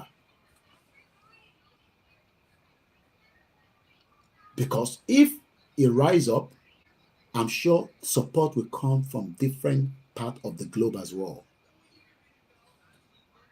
If he truly rise up to defend that Yorùbá, going to defend the tẹnu là ń sọ, defend the tọkàntọkàn, tinú ẹ̀mí, báwa náà ṣe ń jagun warrior nínú media, because media èmi ò mọ bó ṣe ń yìnbọn. But pé à ń jagun media kò tí sì bá ẹni tó lè dúró pé èmi náà dúró dáadáa. Mo dẹ̀ sọ pé èmi náà máa wà lójú ogun. Èmi náà máa sọ kalẹ̀ kò ń ilé ìṣe pọ́ ṣẹ̀ máa sọ fẹ́yàn. Ọlọ́run jẹ́ ká bá lọ. Many journalists have died in the course of war. But púpọ̀ ní yín bẹ̀rù because you don't want to die. And you can't get freedom if you are not prepared to die. You got to prepare to die for it. And that is the reason why Yoruba nation is still far behind. And we gotta be truthful with ourselves. If you're not ready to die, I am ready to commit myself into this at any time. I don't need a lot, I just need my gadget because I want to document things. If anything happens, somebody else will pick that camera and will look into the record of what was recorded. Because you will need everybody on the war front. You need the nurses, you need the doctors, you need all the experts, you need the engineers, you need the cameramen. And they can train us how to handle weapons. Gbogbo yẹn kò ṣe tó máa ń pẹ́. Dìímú máa mid mi. But don't expect pé àwọn ajagunta kan fẹ́ wá bá yín assist yín láti jà. Nígbà táwa fúnra wa gan náà fẹ́ jà. So when people say, hey, go and bring ajagunta, no. We have enough human bodies to defend that Yoruba land. But we are already divided. Bó bá àwọn Global Directorate kọ́ ṣe meeting látọ̀la dọ̀la Yoruba Nation is not going to come on the social media. Baba Akintoye knows that that is the end game. But Baba is 89. Don't expect Baba to announce that we will go and fight. But Baba ti fi èdè bá wa sọ̀rọ̀ pé crisis must erupt in Yoruba land for us to exit. That crisis will last 3 years. Anything short of that, I say happy Sunday and enjoy the rest of the day. That's all I can say. Mo kí gbogbo alẹ́ nǹkan sí pé ẹ ṣé tẹ́ darapọ̀ mọ́ wa ní ìkànnì wa tó ń pè ní Koikimedia ní àkọ́kọ́ ọjọ́ Sunday ti oṣù November. It is now countdown to whether Biafra activate or not. I will only say I pray that their activation starts. How will that impact and affect us? Time will tell. Simon Ekpa says that they will declare, but he also said that a declaration will mean that they were ready to fight the government even if it's going to take 20 years. So because more dájú pé declaration kan ló máa fún àwọn ní ìjọba tiwọn, because Nigerian government will still be operating in Biafra land, but there will be woto, airborne. That is what you are waiting for. When we should also be preparing to wait for our own exit. Benny, that whole farm way, I can testify about that. They are warriors. Àwọn tó wà lókè Ògùn, warrior gidi ni wọ́n. Mo dẹ̀ kí gbogbo wọn tá a fẹ́ dárúkọ. Mo kí ìyàwó Títílọlá Shaw, Ibrahim Akanji mo kí ẹ, Peter Alade. I'm 3 minutes away out of the program. Ìyàwó Fúnmi Stella. And in Nigeria is a sovereign country. I wonder why we believe that only Britain can come and divide us. Follow Kemi from her past decoration. I know she's not your savior. There's no way Tia Sokwe. I think interface Nigeria is a sovereign country. Well, I agree maybe to some extent, but it's also not a sovereign country. Nobody have ever said, and we have said this clearly, even the letter to Downing Street is not to tell them to break Nigeria. I don't know the content, but the letter is a diplomatic way to say that the Yoruba have the right to self-determination. I have talked about Kemi Badenoch yesterday very well. We had the Balo program, Yema. Kemi Badenoch, I don't trust her from there to there. Okonje Olukemini means nothing to me. Tebalo program Timoshe Laleano, she's well against the British crime against humanity for slave trade, for apologies, not only just apology, for even to pay us back. Church of England was built on slave trade. Buckingham Palace was built on slave trade. So nobody is here to say that Britain will give us our country, but are we warriors enough to stop Britain from being operating on Yoruba land? That is a question that you should ask yourself, every single one of us. How do we do that? 1 million people will shut every businesses of Britain inside the Southwest, including all other countries that are still engaging in Nigeria, until every one of them will be forced to tell the government that the end of Nigeria is here. Soviet Union, where Lithuania in 1990, 34 years ago, declared their independence, in as much as Soviet Union was powerful than Nigeria as at the time. Lithuania is now a 2.8 million country embedded in another country called the EU, where they have a better life. So don't be deceived by Kemi Badenoch that you will get anything from her. But it is good to engage her, but our interest remains for the British monarch system. Thank you so much for listening, and I hope that clarified the comment Yami Fumi Stella. Yawataiwo Kikefasomi, thank you so much. Daniel Oyede, good morning. Ige James, Alan Conde, Adeleke Adeshina, and the rest of you. If I didn't mention your name, don't be upset. It's just that time did not permit me. Happy Sunday, Ogumola Biodun, and the rest of you. My name is OLAYOMI KOIKI. Shout out to all the people on the Twitter, and it's exactly 3 hours, and I say good morning. Ishewa funlewa forile ibiwa kagbega kagbega kagbega faleri ìgbàgbọ́ wa ni pé bàtìbẹ̀rù làbọ̀mọ́ káṣíṣẹ́ káṣíṣẹ́ káṣíṣẹ́ kájọlá ìṣọ̀kan àtòmìnira ní kẹjẹ ká máa lépa ìtẹ̀síwájú fọ̀pọ̀ ire àtòhun tó dára ọmọ Oòduà dédé bọ́ sípò ẹ̀tọ́ rẹ ìwọ ni ìmọ́lẹ̀ ògo adúláwọ̀. Ògo yẹn ìjà la máa fi yọ kúrò nínú ibi tó wà kí ó lè tàn ságbàáyé. Yorùbá Nation Lafe TV, thank you so much, and the rest of you, happy Sunday. God bless Yoruba people. God bless Biafra. God bless Arewa. God bless all the freedom fighters. And God bless me myself. Bye for now.